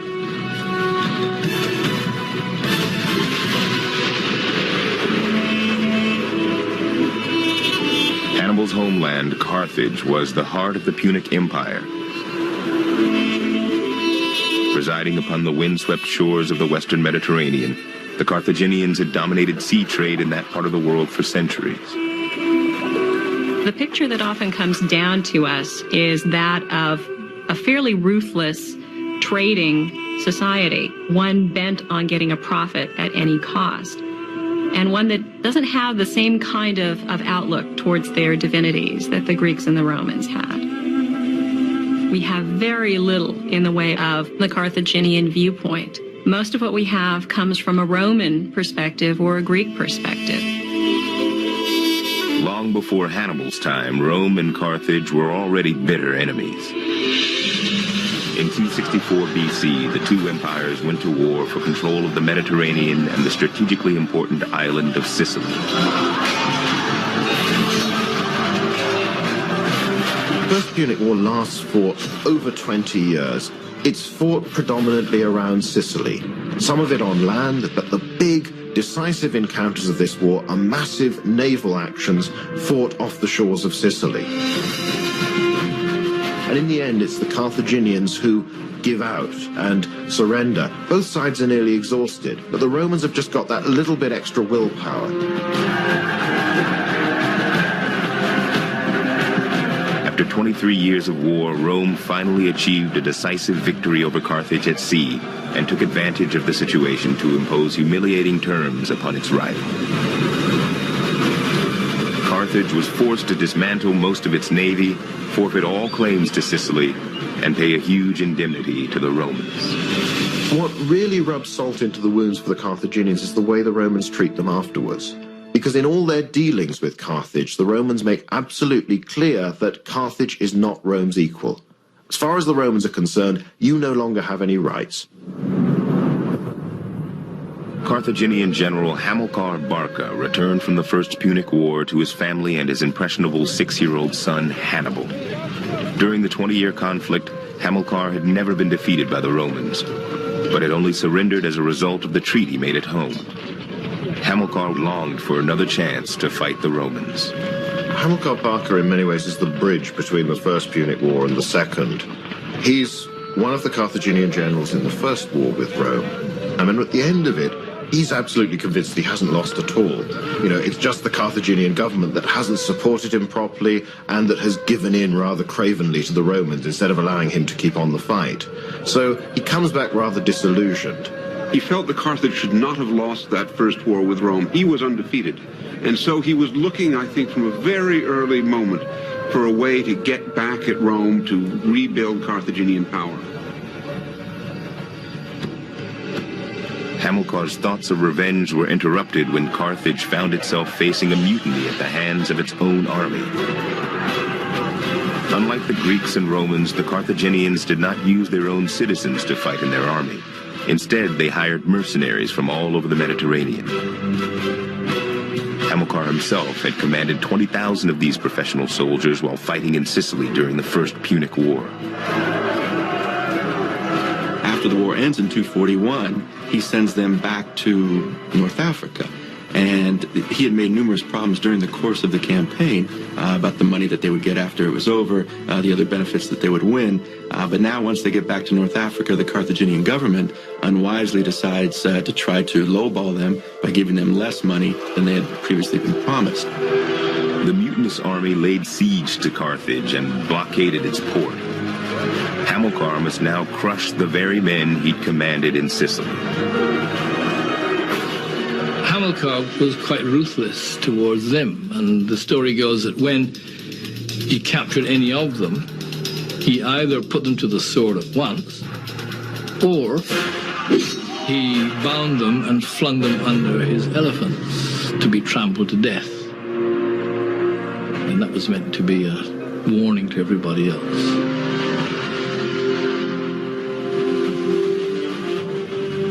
Rome did not sit idly by while Hamilkar put down the rebellion. In 238 BC, they seized Corsica and Sardinia, islands that had been Carthaginian strongholds for centuries. When the Romans took Sardinia from the Carthaginians in 237, they claimed they did so because the Carthaginians had attacked merchants sailing between Rome and Sardinia, and they used that as an excuse.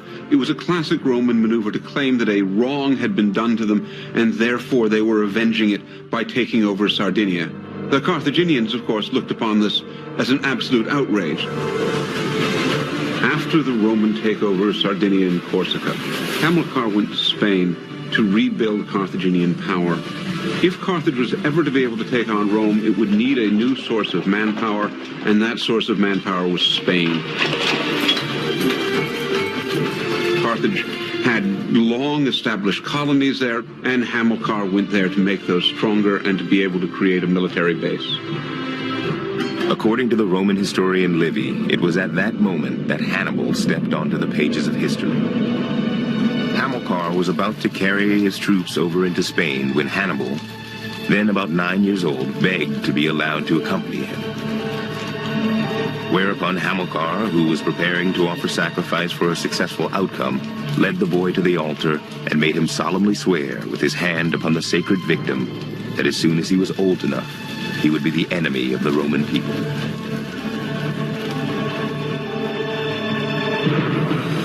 In all the years that followed, Hannibal would never betray that childhood oath. Those words uttered in the temple of Baal would one day strike fear in the hearts of every Roman.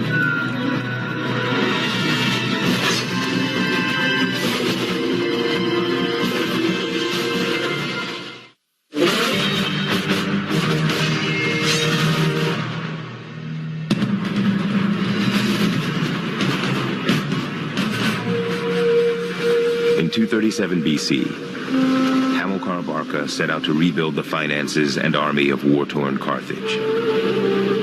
The Romans had cut off their old sources of manpower and money. Now the Carthaginian general looked west to Spain. Spain had wealth. Spain had mines, gold and silver mines. Spain also had manpower that had proven itself in terms of military skill and zest, I guess, for warfare as well. Carthaginian control in Spain was a mixture of diplomatic and military activity. Carthaginians preferred to build up a system of alliances whereby local chiefs would contribute troops to the Carthaginian army. If people were found to be uncooperative, then military force would be used.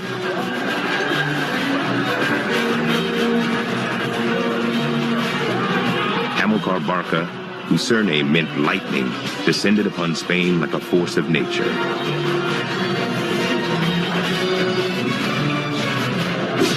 The Greek historian Polybius later wrote of Hamilkar's exploits. He had once crossed the straits by the Pillars of Hercules and proceeded to establish the power of Carthage over the peoples of Iberia. He spent nearly 9 years in the country, during which time he brought many tribes under Carthaginian sway. Accompanying Hamilkar was an army of several thousand men and his 3 sons, Hannibal, Hasdrubal, and Mago. The young boys were nicknamed the Lion's Brood. Like their father, they too would be warriors. He raises his sons almost to be generals against Rome. It's not just that they'll be great servants of Carthage. The aim is very much restoring the balance of power after the First Punic War, of humiliating Rome, just the way that the Romans humiliated Carthage. So Hannibal grows up with Hamilkar's army. And certainly as soon as he's into his mid-teens, he appears to be getting more and more direct experience of warfare. He was raised, really, to be a soldier, to be a leader. In the winter of 229 BC, Hannibal and his brothers joined Hamilkar in laying siege to the town of Helice. It would prove to be a fatal error. During the fighting, a local Spanish chieftain and his army arrived under the guise of allying themselves with the Carthaginians. But at an opportune moment, the Spaniards ambushed Hamilkar and his troops. The general sent his sons safely off in one direction while he led his attackers in another.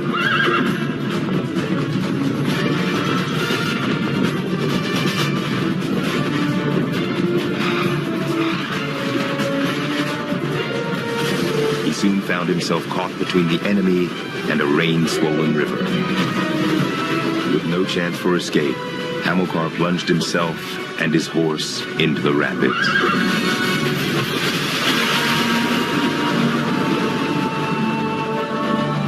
Thus ended the life of Hamilkar Barker.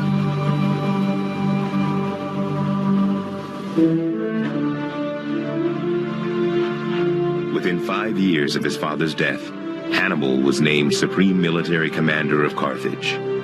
In the words of the historian Livy, the troops received him with unanimous enthusiasm, the old soldiers feeling that in the person of this young man, Hamilkar himself was restored to them. In the features and expression of the son's face, they saw the father once again, the same vigor in his look, the same fire in his eyes. In this picture, Hannibal reminds the men of his father. He's very active. He's first into battle and last out of battle. He lives the same life as his men. He puts on no airs. And he is able to show that he has all the makings of a leader. The army acclaimed him as general, and then the civilian authorities in Carthage, far away, accept this appointment. It makes for an incredibly high level of esprit de corps. It's an army which has been together for a very, very long time, led by a fellow soldier, rather than somebody who's appointed from a city far, far away that none of them have ever even seen. In many ways, he's a truly multinational leader. He's more Spanish than he is Carthaginian. He's got very strong connections with all the different nationalities in his army. But at the same time, he seems to never forget the fact that he is a Carthaginian.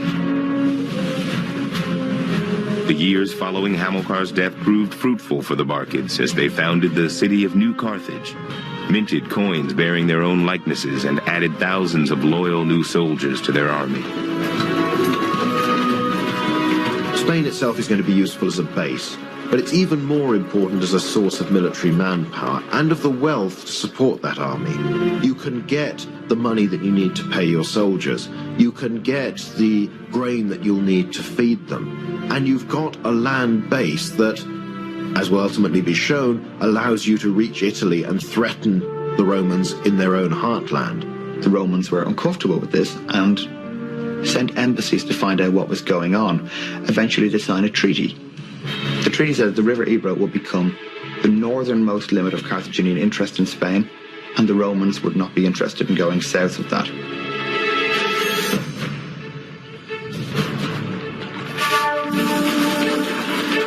Hannibal seized more and more Spanish territory for Carthage, but did not take his army north of the River Ebro. Yet when he returned from an expedition in the autumn of 220 BC, he found 2 Roman envoys awaiting. The Romans warned Hannibal against attacking the coastal town of Segundo, claiming the city and its inhabitants were allies of Rome. The Romans always liked to believe that they fought wars that were just. And a just war, the best way it could be justified was when an enemy had attacked either yourself or one of your allies. So there are some fairly shady occasions when the Romans will ally with a people they're expecting to be attacked by someone they want to fight. Enraged by the Romans' demands, Hannibal laid siege to Segundo.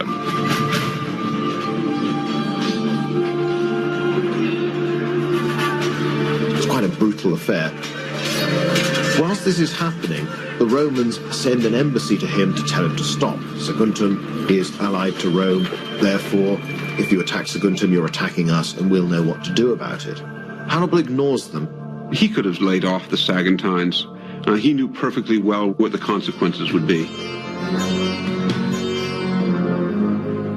In this case, the leader of the Roman embassy, who's a chap called Fabius Buteo, gives the Carthaginian Senate a clear choice. He's demanded that they've either got to condemn Hannibal and arrest him, hand him over to the Romans for punishment for this act of war against the Roman state, or they've got an alternative, they'll have to go to war with Rome. So Fabius stands up in the Carthaginian Senate and he says that within the fold of my toga, I can give you either peace or war. And at this point, the Carthaginian senators bellow out, then we'll have war, and Fabius says, so be it. This is how this major conflict going to tear the Mediterranean world apart begins. Hannibal now had what he wanted. War with Rome.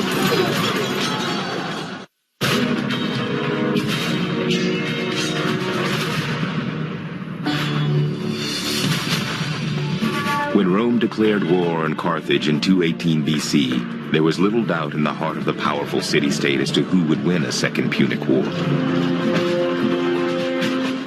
Just 2 decades earlier, the Romans had crushed Carthage. While Hannibal's countrymen had recovered much of the strength lost at the end of the First Punic War, they were still no match for the even greater power of Rome. The Romans now dominated the Western Mediterranean and, if necessary, could raise an army larger than any the world had ever seen. The Romans have at their disposal manpower that's estimated by Polybius as well over 700,000 adult males that they can call out to fight in their army. If one of their armies gets beaten, even if it gets destroyed, the Romans can form another one. That's not true of most of the other powers of the ancient world. The men who led the Roman army into battle were known as consuls. Each year in Rome, there were 2 consuls elected, and these were, to some extent, the co-presidents of the Roman state during their year in office. Now, the consuls had equal authority. Neither one could overrule the other. Publius Cornelius Scipio and Tiberius Sempronius Longus were elected consuls for the year 218 BC. Both were confident that Carthage and its young leader Hannibal posed no real threat to Rome. The Romans in 218 planned to behave as Romans always did. They had 2 armies, 2 consuls. One consul would go to fight Hannibal in Spain, would beat the man who'd started the war. The other consul would go to Sicily and from there launch an invasion of North Africa, go to Carthage itself, and would fight and destroy the Carthaginian Senate that had approved Hannibal's action and allowed the war to begin. So the Romans think very directly. They go straight for the jugular from the beginning. What rather surprised them was that in this case, so does Hannibal. Hannibal did not fear the Romans. The young general's confidence was bolstered by a massive war chest and an army of 100,000 men who would gladly die for the brilliant young commander. Well, they know each other, they trust each other. This is a tough, integrated fighting unit. Hannibal leads in a very charismatic fashion. It looks as though he's almost like a king in this army. One very important difference about the Carthaginian army under Hannibal and the Roman army, at least at the beginning of the Second Punic War, was the fact that Hannibal's soldiers spent all of their time training for war or all of their time fighting. They were professional soldiers. Rome's soldiers are citizen soldiers. They are amateurs, essentially. And this is going to give Hannibal's men a huge advantage. Another key component of Hannibal's army were 37 African elephants. Carthage had borrowed the idea of elephants as weapons from Alexander the Great. They're almost like tanks. To people who've never seen an elephant before, having one elephant or a dozen elephants or more bearing down on you is a terrifying sight. This this thing is massive. It's bigger than anything you've seen before. It's coming straight at you. It's trumpeting. It's strange. It's noisy. It's huge. It's threatening. It's got these great tusks on it. It's a terrifying thing. And in some cases, armies that had never been tested by elephants before and had never seen them before would simply flee at the sheer sight of them and run away. A superior army and a herd of elephants, however, would not be enough to defeat Rome, the greatest power in the Mediterranean. Victory would require a battle plan both bold and brilliant. Hannibal would take the fight right to the heart of Rome. That means that he's got a problem. He's got to get his army from Spain to Italy so that he can actually fight this war with a hope of winning it rather than simply staving off defeat. With the Carthaginian navy in ruins after the First Punic War and no naval bases in the Mediterranean, invading Italy by sea was no longer an option. Which means he's got to think about it the other way around, which is going by land. That means he's got to launch a major expedition, carry out this mammoth march before he actually arrives in Italy. So it's a massive task, and it's something that did rather surprise the Romans. In the spring of 218 BC, Hannibal set out for Italy with 100,000 men and 37 elephants. Ahead lie 1,000 miles of rain-swollen rivers, mountain ranges, and warring tribes.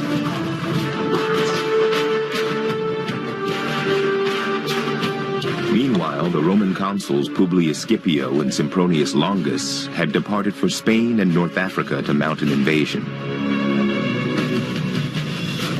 En route to Spain, Scipio docked at the Rhone. There, he received word from his scouts that Hannibal's army had entered southern France.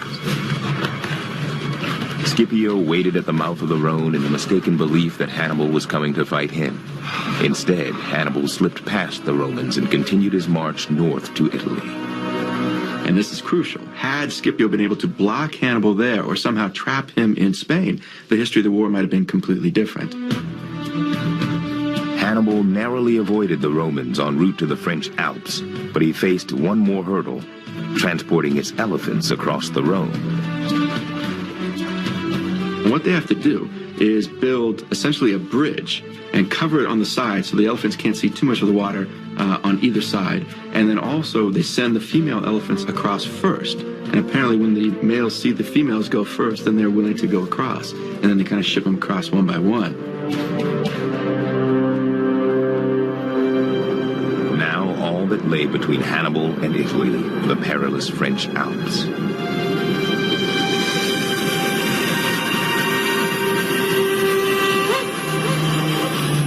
Hannibal's big problem is getting himself to Italy before the year ends.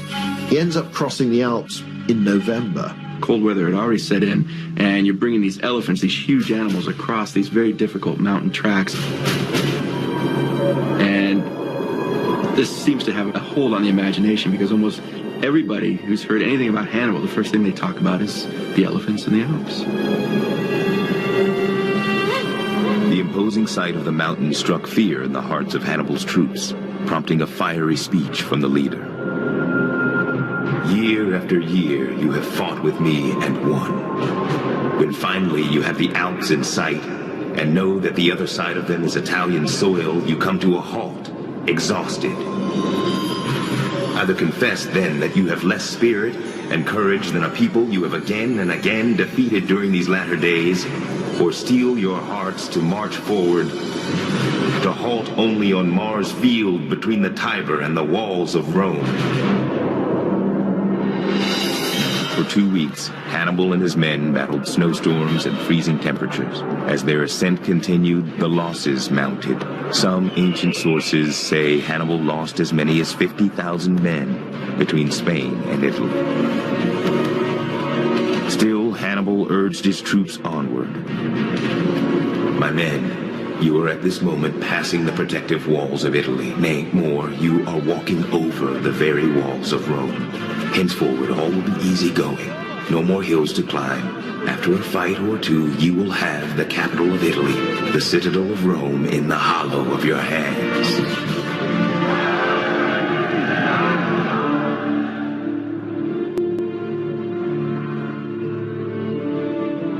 After 4 months in northern Spain and 15 days in the French Alps, the Carthaginian army finally reached the Po Valley in northern Italy.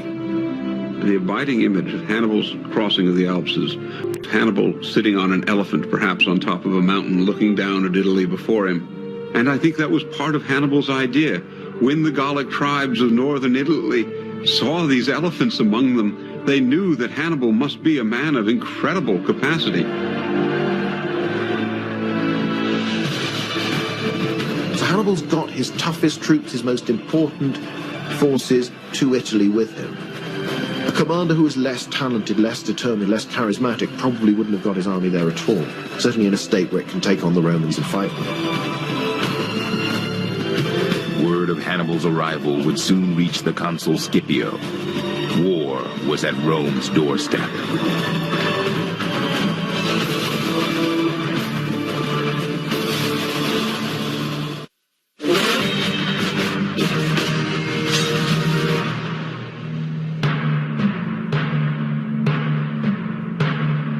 When the Roman consuls Publius Cornelius Scipio and Tiberius Sempronius Longus departed Rome in 218 BC, they were seeking more than victory on the distant battlefields of Spain and North Africa. They were seeking personal glory. You want to be able to go back, put up all the mementos of your triumph on your house. Best of all, you really want to win the right to celebrate a triumph, where you'll have this great formal procession through the city of Rome. You'll be dressed up like the statues of Jupiter, Optimus, Maximus, Rome's oldest gods. They paint your face terracotta red so you look like the terracotta statues of the god. And you parade right through the center of Rome with the captives you've taken, the spoils of your battle. Everybody tells you how wonderful you are. In a sense, you're almost Jupiter for that day, and you're treated as such. Consuls are one to win success. So it does mean that Roman high commanders are often rather desperate to make sure that the campaign comes to a conclusion quickly. And it does mean that they're very bold, very reckless. Ironically, when the Romans went to war against Carthage in 218 BC, their first mistake was in granting Hannibal too much time to launch his battle plan. They thought they had plenty of time. They thought Hannibal was not that much chop and could be dealt with when they felt they had the time for him. They were in, of course, for a nasty surprise. Against long odds, Hannibal reached Italy. But during the arduous march, he'd lost tens of thousands of men and many of his elephants. In desperate need of new troops, he turned to the Gauls of the Po Valley. Now, Hannibal has already contacted many of the leaders of these Gallic tribes with a view to allying with them as soon as he gets to Italy. Also known as Celts, the Gauls excelled in hand-to-hand combat, favoring a double-edged long sword. Their reputation was one of ferocious and fearsome warriors. Polybius tells us they even go into battle naked, screaming in their languages, terrified the poor little Romans. They hated the Romans. The Romans had defeated them in battle only 7-8 years earlier. Hannibal was playing on the Celtic desire for revenge. And all of a sudden, Rome is finding her two most dangerous enemies joining forces against her. It's very clear that the Second Punic War is going to be a life or death struggle for Rome. Hannibal had a master strategy. He would win Gallic tribes and Roman allies over to his side by defeating the Romans in battle after battle. With its sources of manpower depleted, Rome would have little choice but to surrender to Carthage. Hannibal himself presented his invasion of Italy as a war of liberation. We know of many times in which he talked to the Italian allies of Rome and told them that he was there to free them from Roman oppression, that they could become the leaders of Italy, that they could become independent once again from the Roman menace. By December 218 BC, Hannibal had added 20,000 men to his army, giving him 46,000 troops. Their ability to fight together would soon be put to the test.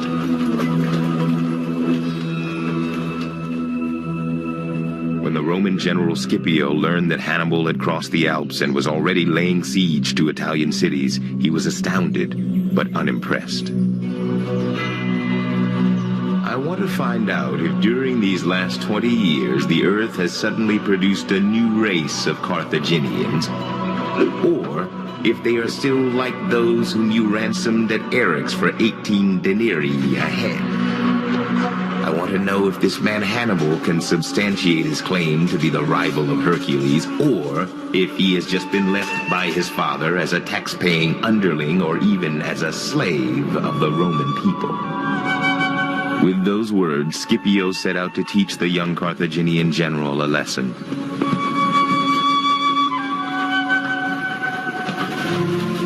The first clash between the armies of Rome and Carthage took place at the Battle of Tychinus. On the eve of the battle, Hannibal addressed his troops. There is not one of you who has not with his own eyes seen me strike a blow in battle. I have watched and witnessed your valor in the field, and your acts of courage I know by heart. I was your pupil before I was your commander. You must be brave. For you, there is no middle way between victory and death. Should fortune hesitate to favor you, meet death in battle rather than in flight. God has given man no sharper spur to victory than contempt of death. With Hannibal's words still ringing in their ears, the Carthaginian cavalry rode out to meet the Romans.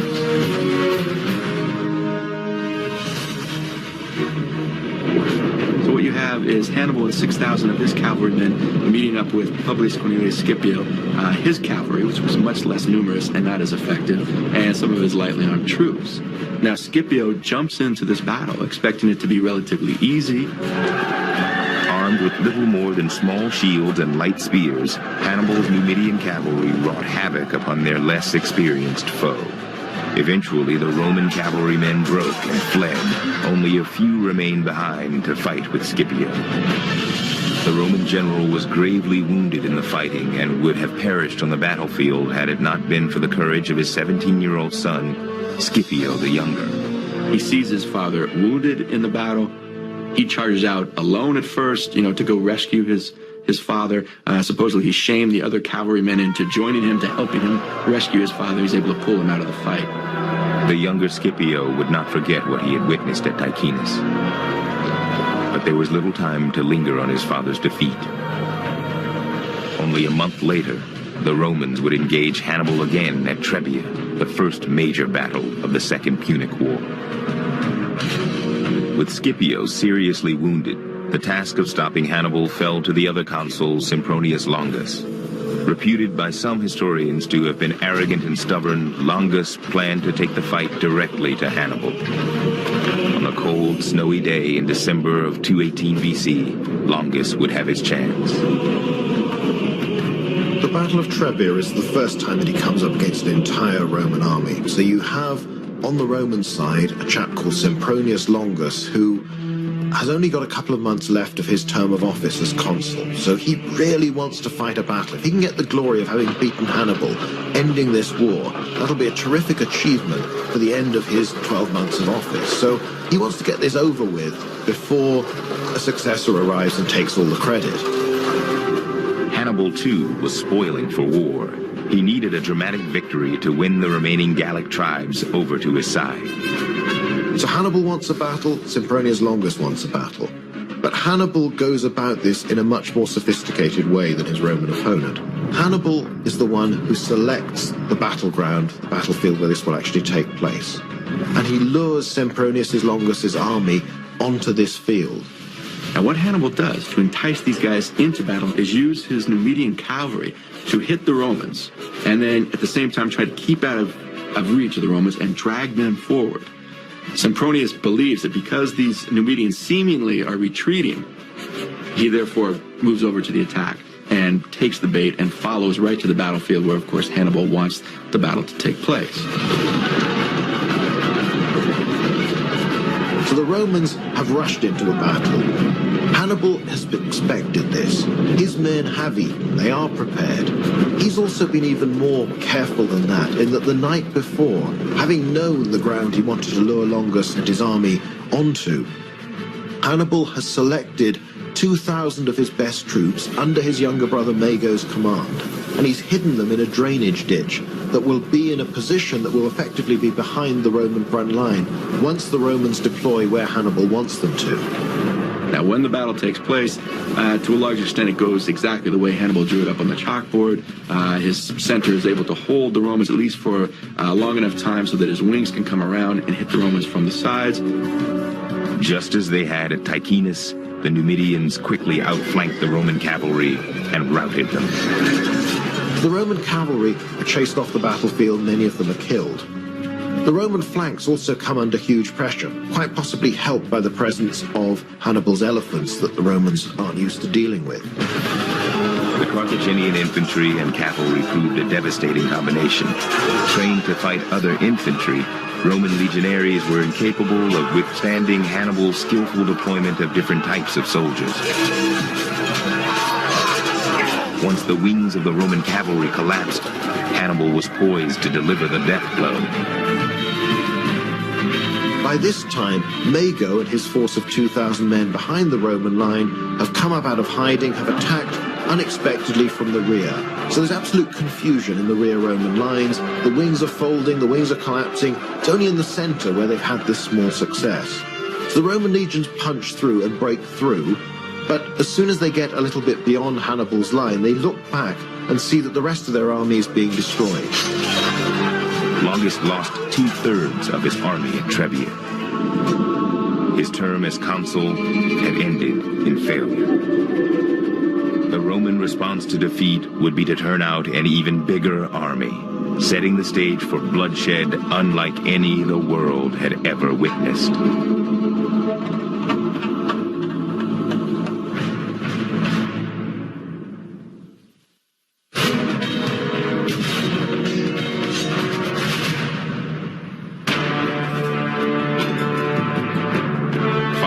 Victories at Tychinus and Trevia in 218 BC.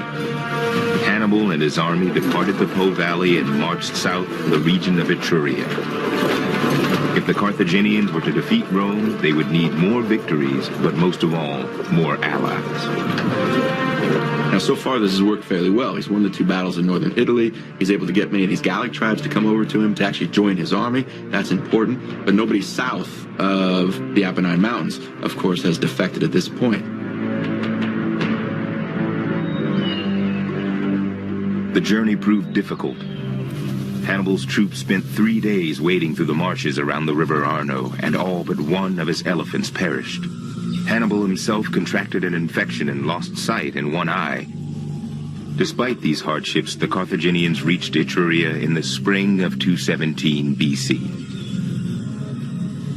Meanwhile, in Rome, Gnaeus Servilius Geminus and Gaius Flaminius were elected consuls. After Rome's 2 humiliating defeats at the hands of Hannibal, the new consuls were determined to crush him. They simply made a bigger effort for the following year, with the idea that they would have the 2 consuls again, with 2 armies, but this time the armies would operate fairly independently, with the idea that they'd catch Hannibal in between at some point. It was the army of Flaminius that Hannibal's scouts discovered encamped nearby at Arretium. Reconnaissance was huge in the Second Punic War. Especially early on, only Hannibal seems to have an effective force of spies. Now what happens is, Hannibal is able to get past Caius Flaminius. After Hannibal bypasses him, of course Caius Flaminius knows he's on Hannibal's trail, but he doesn't have any clear idea where Hannibal is. Now you don't have to go to West Point to know. It's a pretty good idea to know where your enemy is at all times. And this gave Hannibal a huge advantage. With Flaminius in reckless pursuit, Hannibal's plan was working to perfection.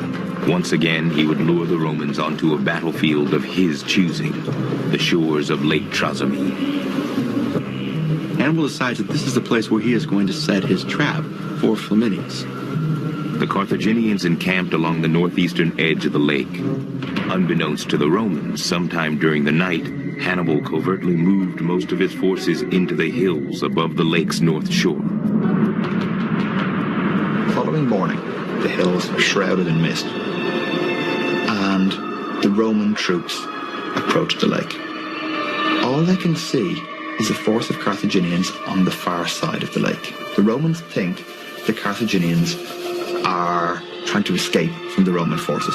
So the Romans speed up and start to move after them. This is all exactly what Hannibal wants, for the Romans to think that his unit of troops on the far side of the lake is in fact the tail end of a retreating Carthaginian army. It's nothing of the sort. It's only one small part of an army, most of which is hidden in the hilltops around the lake.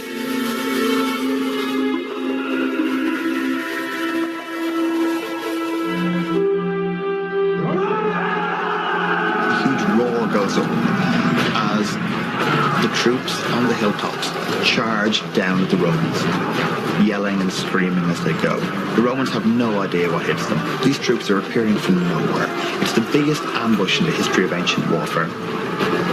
Lots of the Romans don't have the weapons to hand. The ones who have aren't prepared to fight. They're not in any kind of fighting formation, and they can't see properly either. The Carthaginians have an advantage. They're just going downhill. They know which way to go. Anybody in front of them is probably an enemy. The Romans can't tell that. As they're being picked off by a screaming mass of barbarians, yelling in a dozen tongues, firing javelins and stones from above, attacking them with swords and spears at their sides, and the Romans are terrified. They're pushed into the lake. Lots of them think it's safer to get into the lake than to stand and fight. This is a disastrous error. They're wearing chainmail.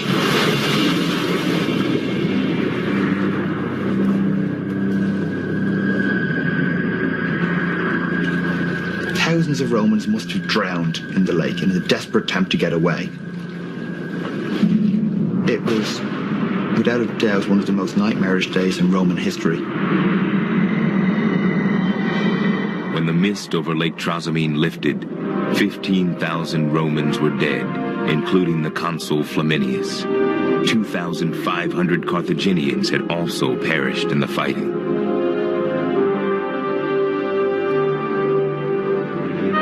Massive funeral pyres burned well into the night.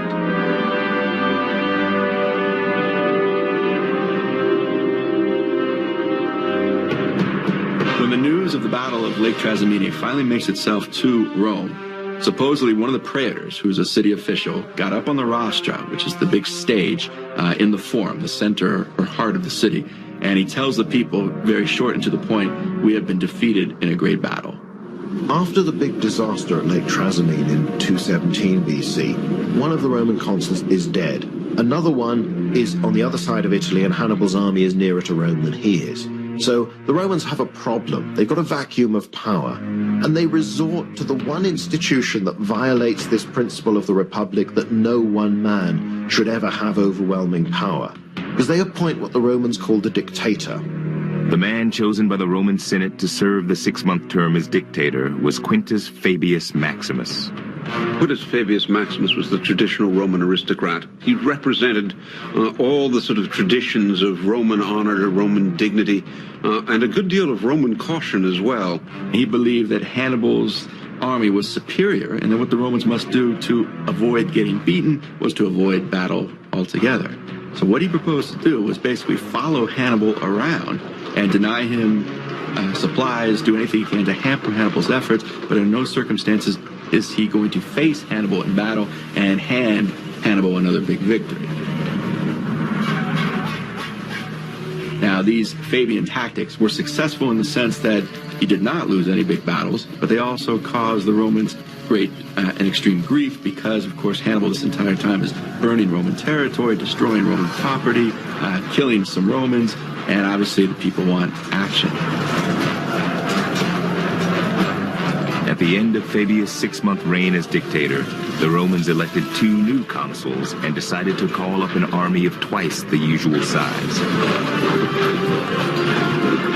In doing so, they were choosing to renew the war with Hannibal.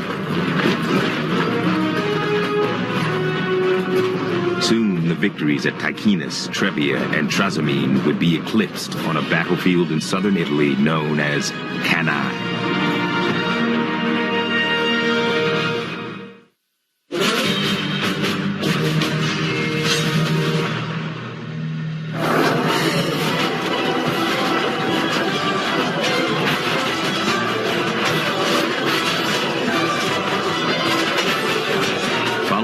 Hannibal's victory over the Romans at Lake Trasimene, the Carthaginian army roamed the Italian countryside unchecked.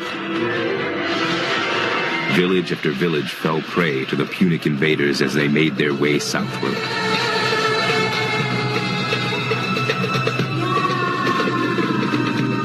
After a string of defeats, the Romans had chosen to avoid a pitched battle with Hannibal. The Republic could ill afford another devastating loss. Instead, they waged a war of attrition, hoping to deny Hannibal's army food and supplies. By June of 216 BC, Hannibal's capture of the all-important supply depot of Cannae brought about a dramatic shift in Roman strategy. The Romans would no longer seek to avoid Hannibal, they would destroy him. Drawing on Rome's tremendous manpower, the Senate mustered an army of 88,000 men. It was very clear that the Roman people had decided that this was the year the war should be brought to an end. You do not raise an army that large unless you intend to use it, and to use it quickly. You cannot supply that number of people in the field. They have got to go out and seek decisive battle. In late July, the massive army set out for Cannae. As he had at Tychinus, Hannibal would face the combined armies of both consuls, Lucius Aemilius Paulus and Gaius Terentius Varro. Now, under most circumstances, the two consuls would go off and each lead an army and go off and fight in different theaters of operations. It's only when the enemy is really powerful, really threatening, that you send both consuls to the area. When you do that, the two consuls have equal authority, which means normally they come to an arrangement so that one holds office on one day and then his colleague takes over for the next day. So on alternate days, each consul will have power.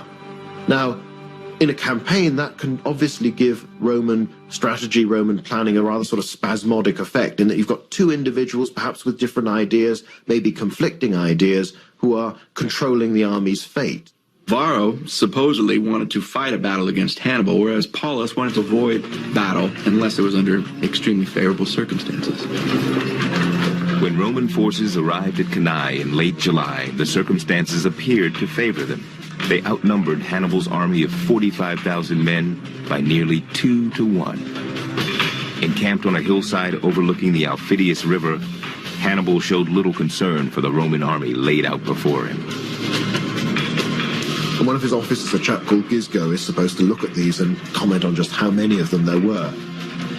Hannibal is said to have said, well, yes, you've noticed that, Gisgo, but of course, amongst all those men, there's not a one called Gisgo.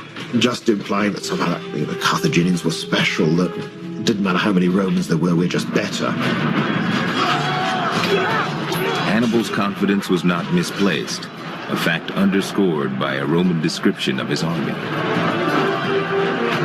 To look at them, one might have thought the Africans were Roman soldiers. Their arms were largely Roman, having been part of the spoils at Trasimene and some too at the Trevia.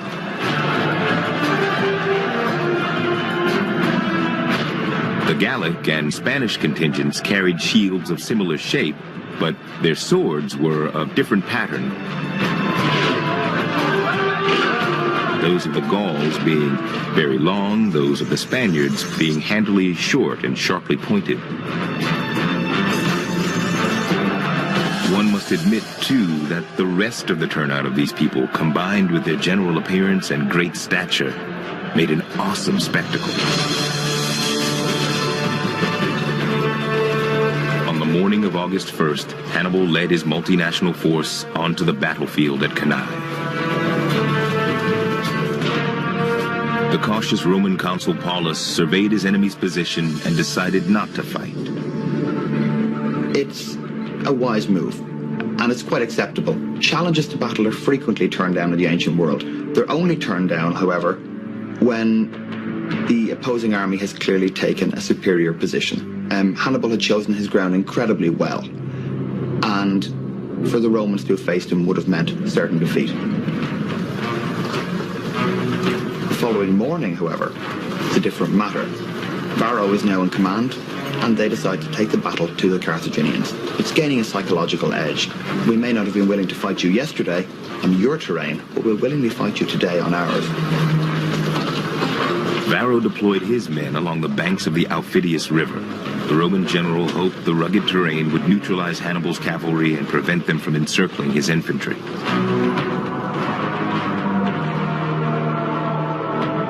Under the relentless glare of the August sun, the Romans lined up in their standard formation.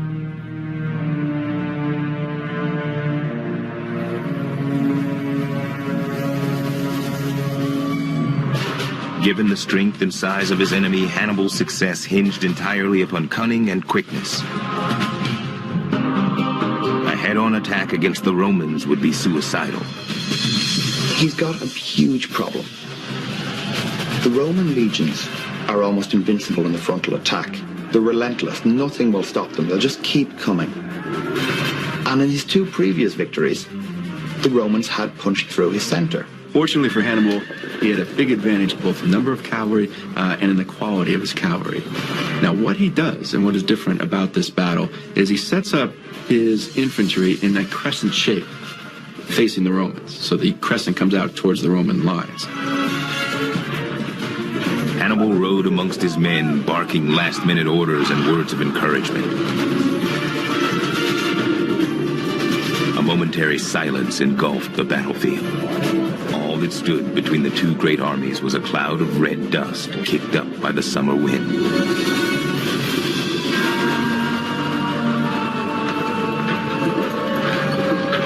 The Romans approach in a very slow, methodical fashion. They're clashing their shields and spears together.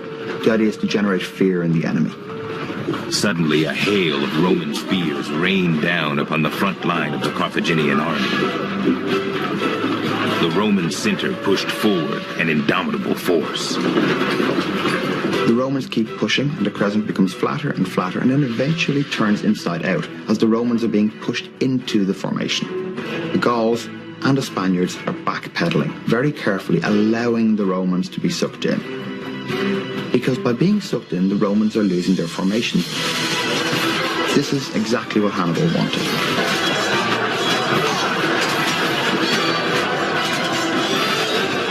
On the left flank by the river, Hannibal's officer Hasdrubal led the Carthaginian cavalry to a quick victory against their Roman counterparts. Hasdrubal then raced his men behind the length of the Roman lines to confront the cavalry formed by Rome's Italian allies on the right wing. The Allied cavalry see them coming. They now see another fresh force of cavalry charging at them, and they break and flee, leaving the main body of Carthaginian cavalry to concentrate on the Roman infantry, which is now exposed. And then Hannibal springs his trap. The Romans are attacked at the sides by the Africans. They're still struggling with the Celts and the Spaniards at the front. And they're about to be attacked at the rear now by the Carthaginian cavalry. This is what's going to absolutely destroy them. They no longer have a sense of direction. The Romans are organised to fight going forward. All of a sudden they're going to find themselves fighting on four fronts. They have no momentum and they're trapped. They don't know which way to go. What you have is the famous double envelopment of Cannae. The Roman army, though much more numerous than the Carthaginians, is now trapped amongst these Carthaginian soldiers. The Romans can't see anything. They're surrounded in a haze of dust. There's nothing more terrifying to soldiers in battle than the feeling of impotence, the feeling that you're being attacked and cannot defend against it. The fighting continued for the rest of the day. When the dust cleared, 50,000 Romans lay dead. This was the single bloodiest day in ancient warfare. You've got a field which is probably 2 miles wide, maybe 3 miles deep, and covered in blood and corpses and screaming, moaning, dying men. In his epic history, The War with Hannibal, Livy described the battle's horrific aftermath. There lay those thousands upon thousands of Romans, foot and horse indiscriminately mingled. Here and there amidst the slain, there started up a gory figure whose wounds had begun to throb with the chill of dawn and was cut down by his enemies. Some were discovered lying there alive, with thighs and tendons slashed, baring their necks and throats and bidding their conquerors drain the remnant of their blood. You've even got particularly strange things happening where Roman soldiers were found dead, having dug holes in the ground and buried their heads in them, apparently. The notion being that they're so terrified of what's going on that they're trying to kill themselves in this peculiar fashion, almost like an ostrich burying its head in the sand. It's battle shock. The Roman consul Paulus was among those killed in battle, perishing under a shower of spears. His co-consul Varro escaped with what remained of the cavalry. The younger Scipio, now an officer, also survived the battle. Just 2 years earlier, he'd rescued his father at Tychinus and fought in the Battle of Trevia. After witnessing the carnage of Cannae, he would be a sworn enemy of Hannibal for the rest of his life. The Roman would never forget the brutality or the brilliance of the Carthaginian commander. Hannibal's victory at Cannae is one of the supreme military achievements of all time. From a Roman point of view, they never suffer as heavily in any battle. You're talking about somewhere between 60 and 70,000 Romans are lost through being taken prisoner, through being killed in the battle, out of an army of almost 88,000 men. More Romans died in one day of fighting at Cannae than Americans died in combat in the entirety of the Vietnam War. That evening, Hannibal's cavalry officer Maharbal implored him to take advantage of the victory. Maharbal offered to take the cavalry and race ahead to attack the gates of Rome itself. But Hannibal, surveying his injured troops, decided against it, saying, "I commend your zeal, but I need time to weigh the plan which you propose." Maharbal said in disgust, "You know how to win a victory, Hannibal, but you don't know how to exploit it." And Livy adds, that day's delay is generally agreed to have been the salvation of the Empire of Rome. The Romans had put their best and biggest ever army up against the Carthaginians, and they had still lost, and they'd lost in a terrible fashion. By all the unwritten rules of warfare in this era, the Romans were defeated. They were expected to surrender. Confident of his success, Hannibal sent emissaries to Rome to offer terms for surrender and to collect ransom for his hostages. The Roman response would surprise him completely.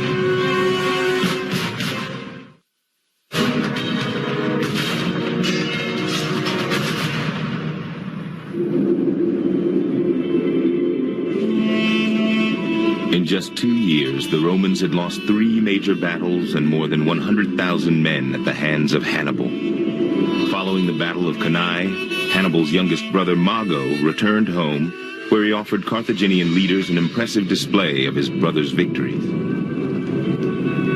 Mago has these chests carried into the Carthaginian Senate, and they contain the rings that the Roman aristocracy wore. Mago has these things poured out in great mounds on the floor just to show how many Romans they've killed. Back in Italy, Hannibal fully expected the Romans to surrender. He dispatched an emissary and 10 hostages to Rome to negotiate terms for peace. He didn't want to shatter Rome and destroy it altogether. What he wanted to do was a fairly standard thing, the way most people in the world thought of warfare. And that was fight to the point where one side admitted that it had been beaten and then accepted a treaty by which it conceded various things that the victor wanted. The Romans just did not think that way. Every Roman war was taken personally. The Romans not only refused to surrender, they forbade Roman citizens to pay ransom for their family members. They refuse to accept that they have been defeated by all the acknowledged rules of war. It could be patriotism, it could be sheer bloody-mindedness that they do this, but they carry on. Hannibal was probably shocked when his emissaries came back empty-handed. His entire strategy was based on the notion that after a major victory on his part, the Romans would stop. Instead, the Romans raised a new army, 25 legions of 4,000 men each. At the same time, the Romans realized it had been a mistake to abandon the delaying tactics of Fabius. They again changed strategy and resumed their war of attrition. Hannibal needed victories in the battlefield if the Roman allies were to join him. The Romans simply refused to face him. They decided to pin him down. Quintus Fabius Maximus, known to the Romans as the Delayer, took command of the Roman armies. His strategy, which he'd used for a short period before Cannae, became effectively the official Roman policy. Hannibal wouldn't be fought. But changes in strategy weren't enough in the panic after Cannae. The Romans were convinced that they had lost the favor of their gods. They must make amends. The Romans sought to make things right with the universe by doing whatever it took to make things right with the gods again. 2 Vestals were accused of unchastity, and it was thought that this had somehow added to the failure at Cannae. One of the Vestals was buried alive, as was the tradition for dealing with an unchaste virgin.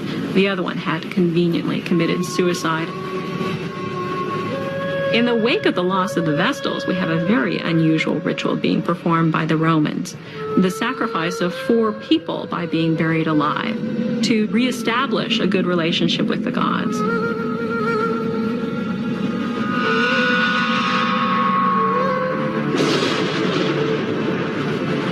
Hannibal continued his rampage through southern Italy.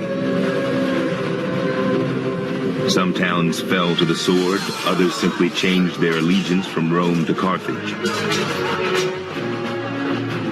His biggest prize was Capua, the second largest city in Italy. Hannibal's grand plan to isolate Rome appeared to be working. By 212 BC, he controlled much of southern Italy. But not all Italians viewed the Carthaginians as liberators. Many saw them as murderous barbarians. Those steadfast allies refused to abandon their allegiance to Rome, fearing retribution if Hannibal were ever defeated.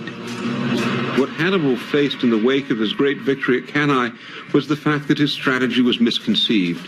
Even though states in the south of Italy would begin to rebel against Rome, the core of Roman power in northern and central Italy would remain intact. He had simply not anticipated this. He had misunderstood what the relationship was between Rome and its allies. His allies were not going to desert, so no matter what he did in Italy, it would not be enough. Those Roman allies whom Hannibal had won over were now demanding he protect them from the wrath of the vengeful Roman. He would now be forced to fight a defensive war. All of these communities that have defected to Hannibal, supplied him with soldiers, then start crying out to Hannibal, it's because of you and because of what we've done, the Romans are coming for us. So Hannibal has to rush from one crisis to another. A critical turning point came in 211 BC when the Romans laid siege to Capua. Unable to lure the Romans into an open battle, Hannibal was powerless to break the siege. He responded with a breathtaking gamble. Hoping to draw the Romans away from Capua, he marched his army to the gates of Rome. The Greek historian Polybius later recounted the horror of that day. When the arrival of his army was reported, a wave of fear and panic swept through the city, for never before had Hannibal approached so close to the capital.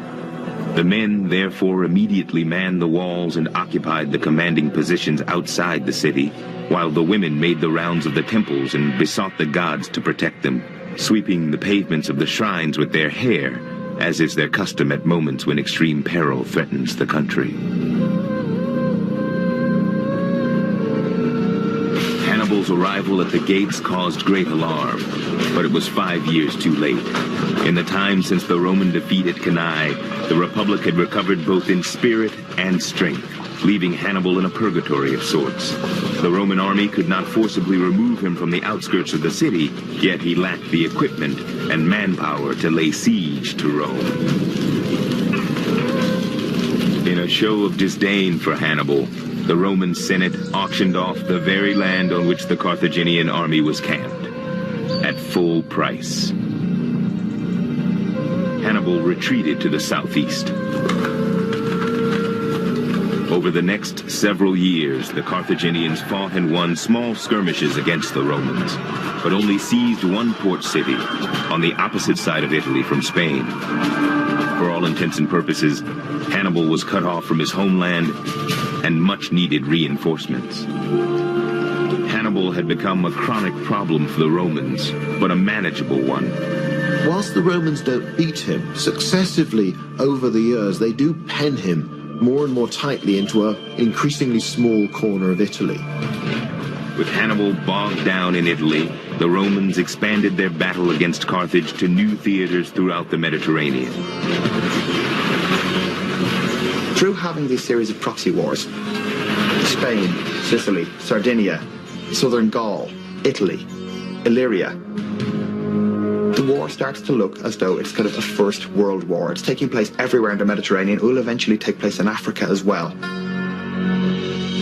Hannibal's brother Hasdrubal fought the Romans in Spain, and his army was destroyed. With the Barcid stronghold now in the hands of the enemy, he assembled a small army and made his own crossing of the Alps. Hasdrubal arrived in northern Italy in early 207 BC and hoped to soon meet up with his brother. But the Roman army was waiting for him. Hasdrubal's force is very quickly cornered by far superior Roman forces and is simply destroyed. It's cut to pieces in a very short time. Now, Hannibal only finds out that his brother was in Italy at all when the Romans, having beheaded his brother, throw the severed head over the rampart of his camp in southern Italy. I think Hannibal was probably shocked by the treatment of his brother's corpse, but it must have brought it home to him that he had no hope of winning. There was no Carthaginian armies to come from Spain. There was certainly no Carthaginian army to come from Carthage. He had to win this war, or at least survive in this war, purely with the troops he then had. It was quite clear that wasn't going to be enough. In 204 BC, Hannibal received an urgent message from Carthage. His home city was under attack by the Romans. Hannibal departed Italy for North Africa to fight a battle that would decide the fate of Carthage and the entire Western world.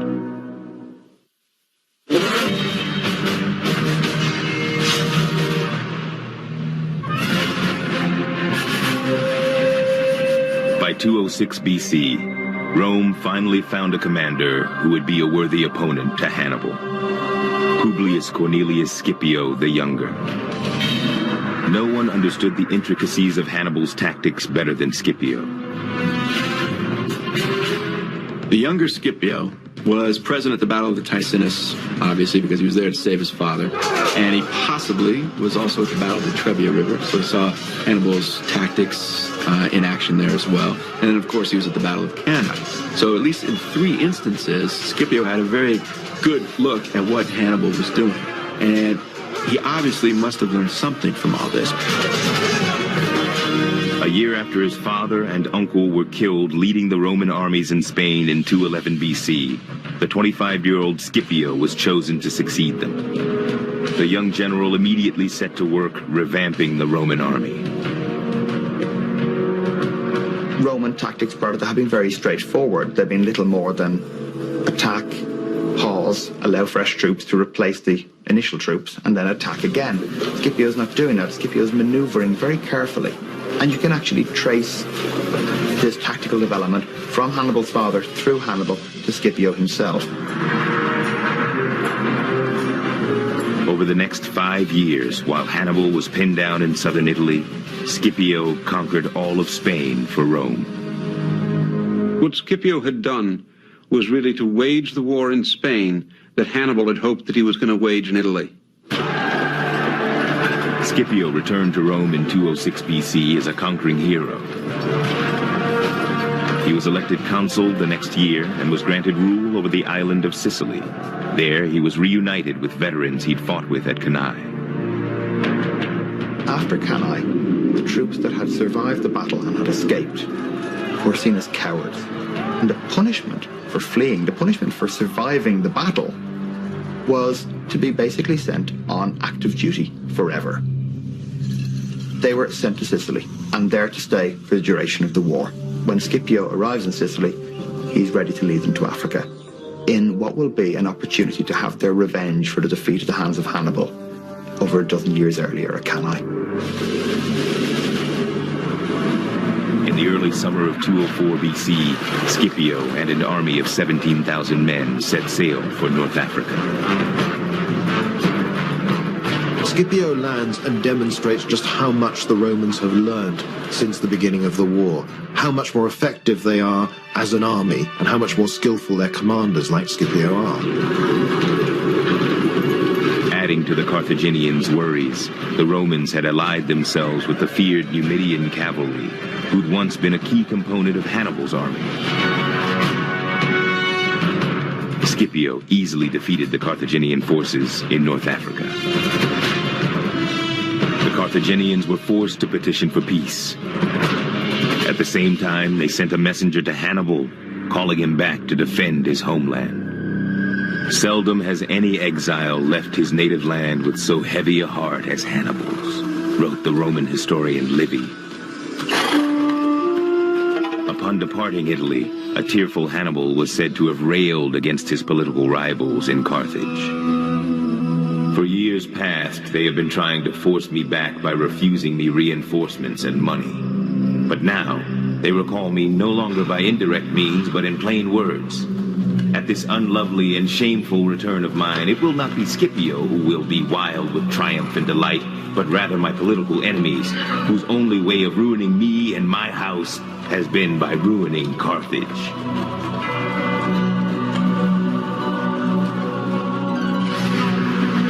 Hannibal reached Carthage in 203 BC. He was accompanied by 15,000 of his veteran soldiers. Men Livy described as an army toughened by hardships almost beyond human endurance, drenched 1,000 times with Roman blood, and carrying with it the spoils not of soldiers only, but of generals. About a third of the army is made up of his veterans from Italy. The other soldiers in his army are relatively recent recruits. They are not as well trained, they are not as experienced as his veterans, and he is unable apparently to mold them into a cohesive whole like he had with his old army that had been in Italy. A year after his return, Hannibal led his men on a 5-day march to the North African city of Zama.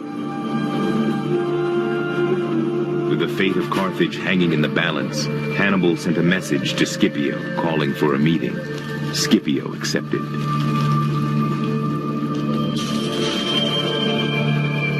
Livy later wrote, "They were not only the two greatest soldiers of their time, but the equals of any king or commander in the whole history of the world."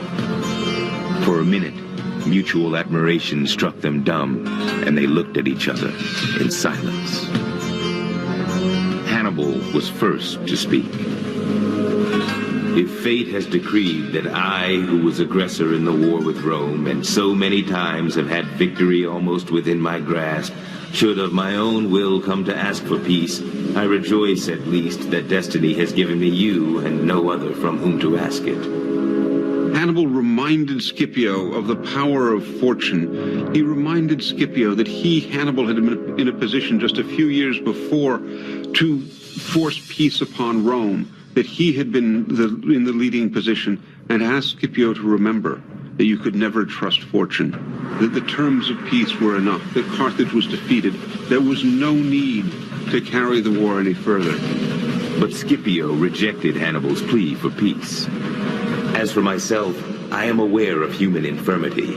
I do not ignore the might of fortune, and I know well that all we do is subject to 1,000 chances." He wanted the glory of victory for himself. He wanted the glory of a crowning victory over Hannibal in person to bring an end to this war. Scipio claimed the Carthaginians were faithless, so that he was saying to Hannibal, "No, we have to defeat you completely because we cannot trust you." Unable to come to terms, the two generals returned to prepare their men for war. With the Numidians now allied with Rome, Hannibal faced a cavalry superior to his own for the first time in his life. If he were to emerge victorious at Zama, he must depend upon the power of his elephants. At the Battle of Zama, Hannibal sets up his men in 3 lines, supported by elephants. He now has 80 elephants. For the first time, he's got a large number of elephants in one of these battles. So these he puts right out in front, and the idea is send these forward, disorder the Roman line, create chaos, and then come in with the rest of the army to follow up the attack. That's the idea. The problem is the Romans are ready for this.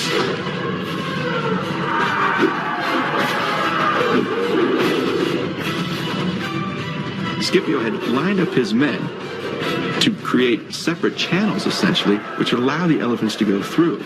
Usually the elephants are not going to trample on people unless they have no choice. And so the elephants run through the lines of Scipio and have no further effect really on the battle.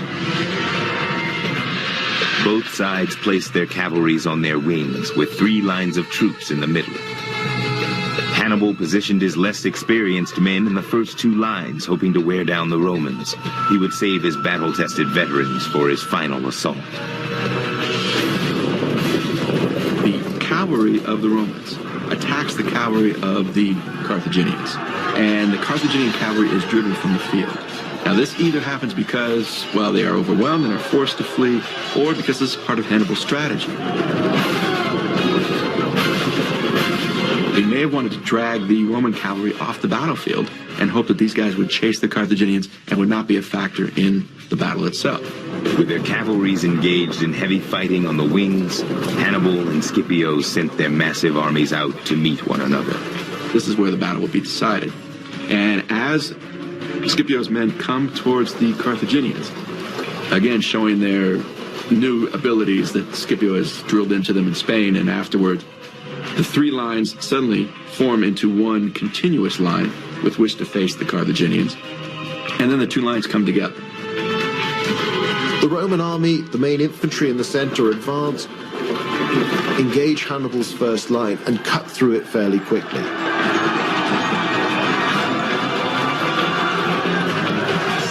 That first line of Roman troops is then able to go on and beat the second Carthaginian line without having to call on significant numbers of the second or third lines of the Roman army. Now all that lay between the Romans and victory were Hannibal's veteran soldiers. The same men who routed the Romans at Cannae 14 years earlier. The time to settle old scores had arrived. The battle goes on long enough for Scipio's cavalry to return from their pursuit to come in behind Hannibal's infantry, do to them what Hannibal had done to the Romans at Cannae, and then it's all over.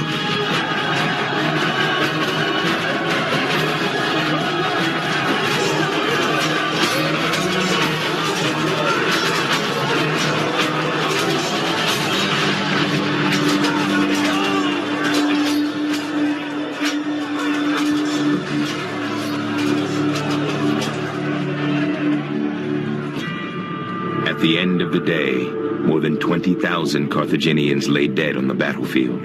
Nearly as many were taken prisoner.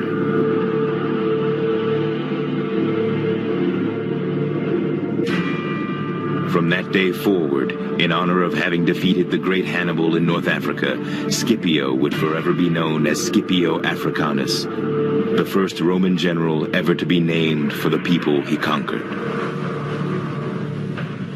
For Hannibal, surrender was the only option. Carthage accepted the terms demanded by Scipio.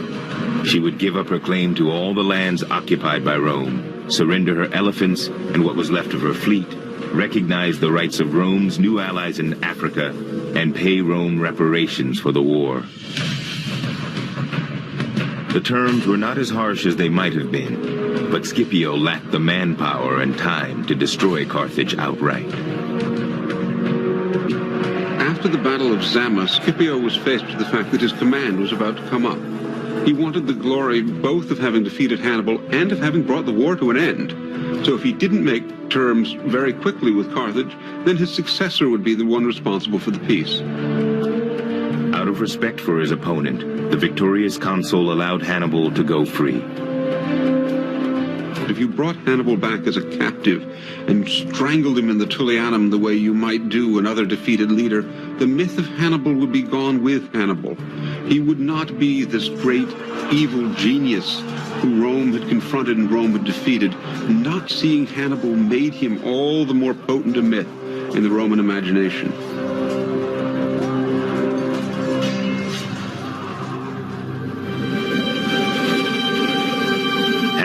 returned home to Carthage.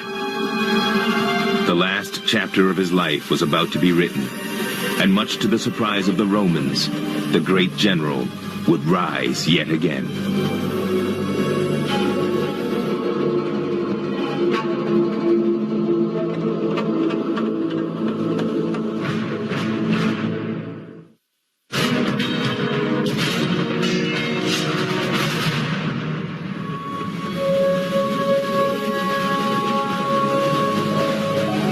With the end of the Second Punic War in 201 BC, Hannibal returned to Carthage.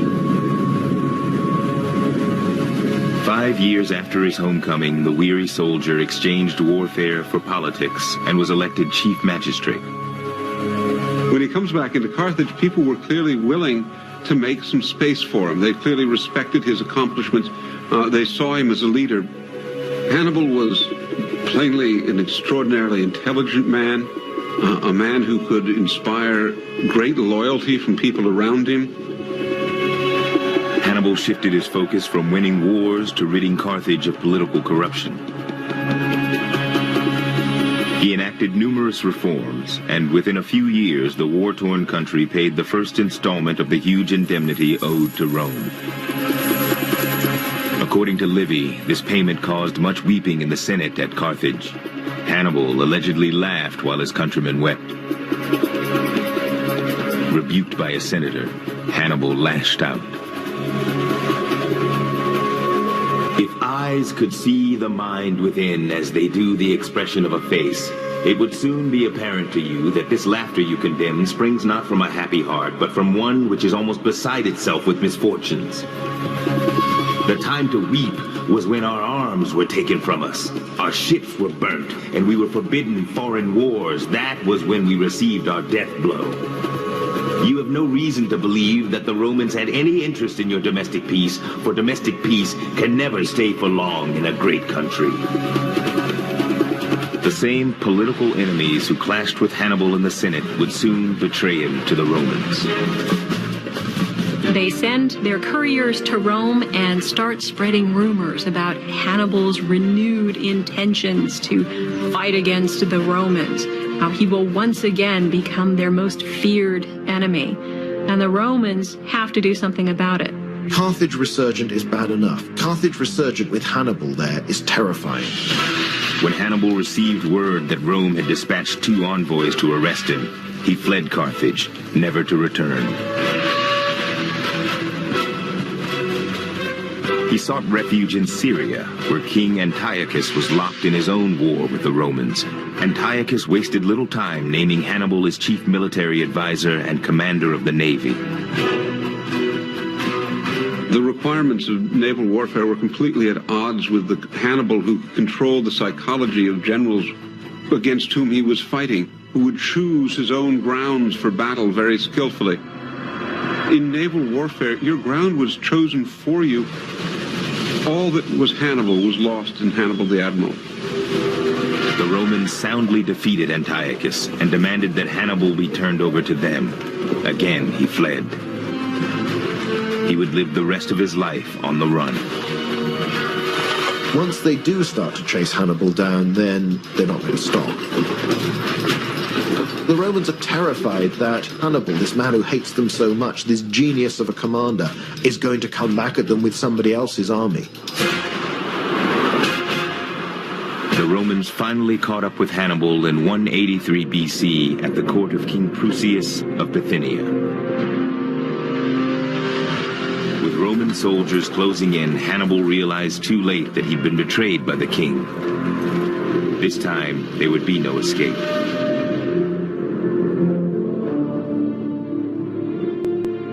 His last hours were spent in his bedchamber. It was there that he mixed the poison that would take his life. Let us ease the Romans of their continual dread and care, who think it long and tedious to await the death of a hated old man.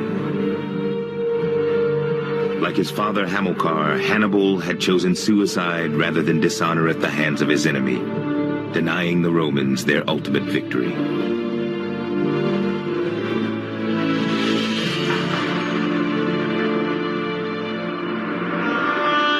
Hannibal had, I think, a great sense of himself. He was not going to allow himself to be humiliated at the end of his life. And he was, at that point, a very old man. He was in his 60s at the time that the Romans came for him in the court of King Prusias. And he wanted to die with his honor intact.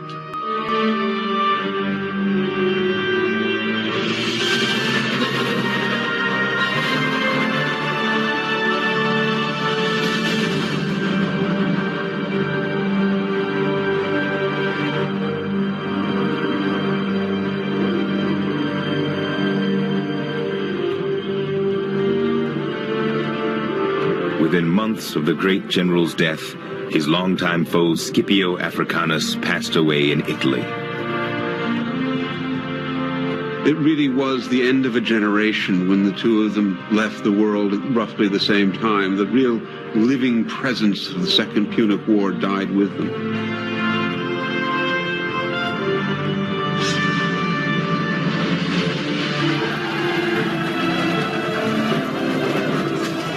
Rome and Carthage fought a third and final Punic War that ended with the complete destruction of Carthage in 146 BC. In the end, Carthage was broken into and destroyed and set fire. And there's a story that's current among modern historians, though I fear not in any ancient text, that the Romans sowed the ruins of Carthage with salt so that nothing could grow there ever again.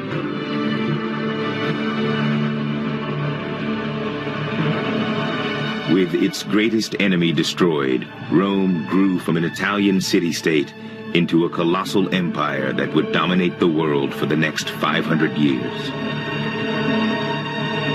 Reduced to ruins, Carthage and its history were lost forever. But the vanquished empire's greatest general lived on in the writings of Roman historians. Livy and others painted a portrait of Hannibal far different from the man who had given fallen Roman officers proper military funerals and who had rid his own government of corruption. They portrayed the Carthaginian as a cruel and greedy tyrant who was godless and built bridges made of dead Roman soldiers.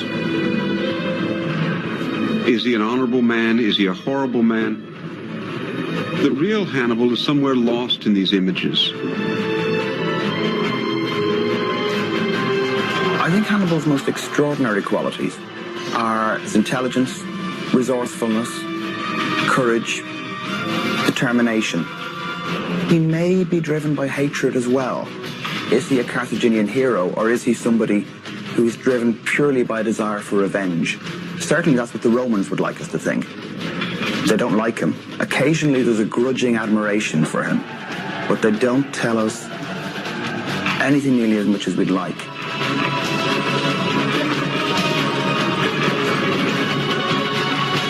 Hannibal we perhaps remember in part because of the epic nature of some of his achievements, taking elephants across the Alps, and these massive victories that he won. Perhaps there's also that element of romanticism that often becomes associated with someone who does all these things but loses in the end, like Napoleon, like Caesar.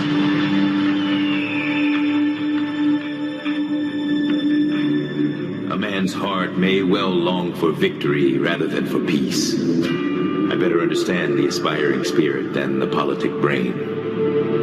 And once on me too smiled such fortune as is yours. Nonetheless, if in prosperity the gods also gave us wisdom, we should consider not only what has happened in the past, but what might happen in the future. To ignore all else, I alone am sufficient warning of what fate may bring. The earth is quiet for now. We've been hit before, and there's more out there. All right, friends. So that basically wraps things up. Maybe I can just kind of give you a couple of little postscripts to that. They mention in the movie the fact that Carthage was destroyed in 146. Let me take things down. So the Battle of Zama, 202, death of Hannibal in 282. It was to be worse for the Carthaginians than just for Hannibal, because in 149, in one of the most disgraceful incidents of Roman history, basically the Romans just picked a fight. The Romans, always being suspicious of their former Carthaginian enemies, picked a fight with Carthage. And this was instigated by the highly conservative and acerbic senator who you see in front of you right now, Marcus Porcius Cato, who would who would end every speech he gave in the Senate with the phrase, Carthago delenda est, Carthage must be destroyed. No matter what he was talking about in the rest of his speech, there are too many stray dogs in the city of Rome. We have to do something about that. And Carthage must be destroyed, hammering this message home with the Romans every chance he got. Well, he finally convinced them that Carthage had to be attacked. And so in 149 BC, Carthage was attacked, just the city itself. The Romans picked a fight with them. They really had done nothing wrong this time. They attacked and besieged Carthage. And they graced this shameful bit of violence with the official title of the Third Punic War, but that really does not do justice to the enormous imbalance in this conflict. Carthaginians were fighting essentially for their very existence, and to their credit, they held out for 3 years against the Roman siege. But finally, in the year 146 BC, the last vestiges of Carthaginian resistance collapsed around their citadel, and their surviving population was deported, sold into slavery. The site of Carthage itself was destroyed, razed to the ground. And that is why there is so little archaeological evidence of ancient Punic Carthage for us to look at. The Romans did a very thorough job of taking it apart stone by stone, destroying the site in 146 BC. The ground was cursed, and as you saw in the movie, there is mention of this common popular myth that the ground was seeded with salt. It was sown with salt. But this was so that nothing would ever grow there again. But this seems to have been an invention of the 19th century. It is not testified in any of the ancient sources. But nevertheless, the Second Punic War then saw Rome in charge of the entire Western Mediterranean. And the stage at this point was now set for the next phase of Roman expansion, which we will look at in the next lecture, which is when the Romans turned their attention eastward to the rich and powerful lands of the Hellenistic kingdoms of the Eastern Mediterranean.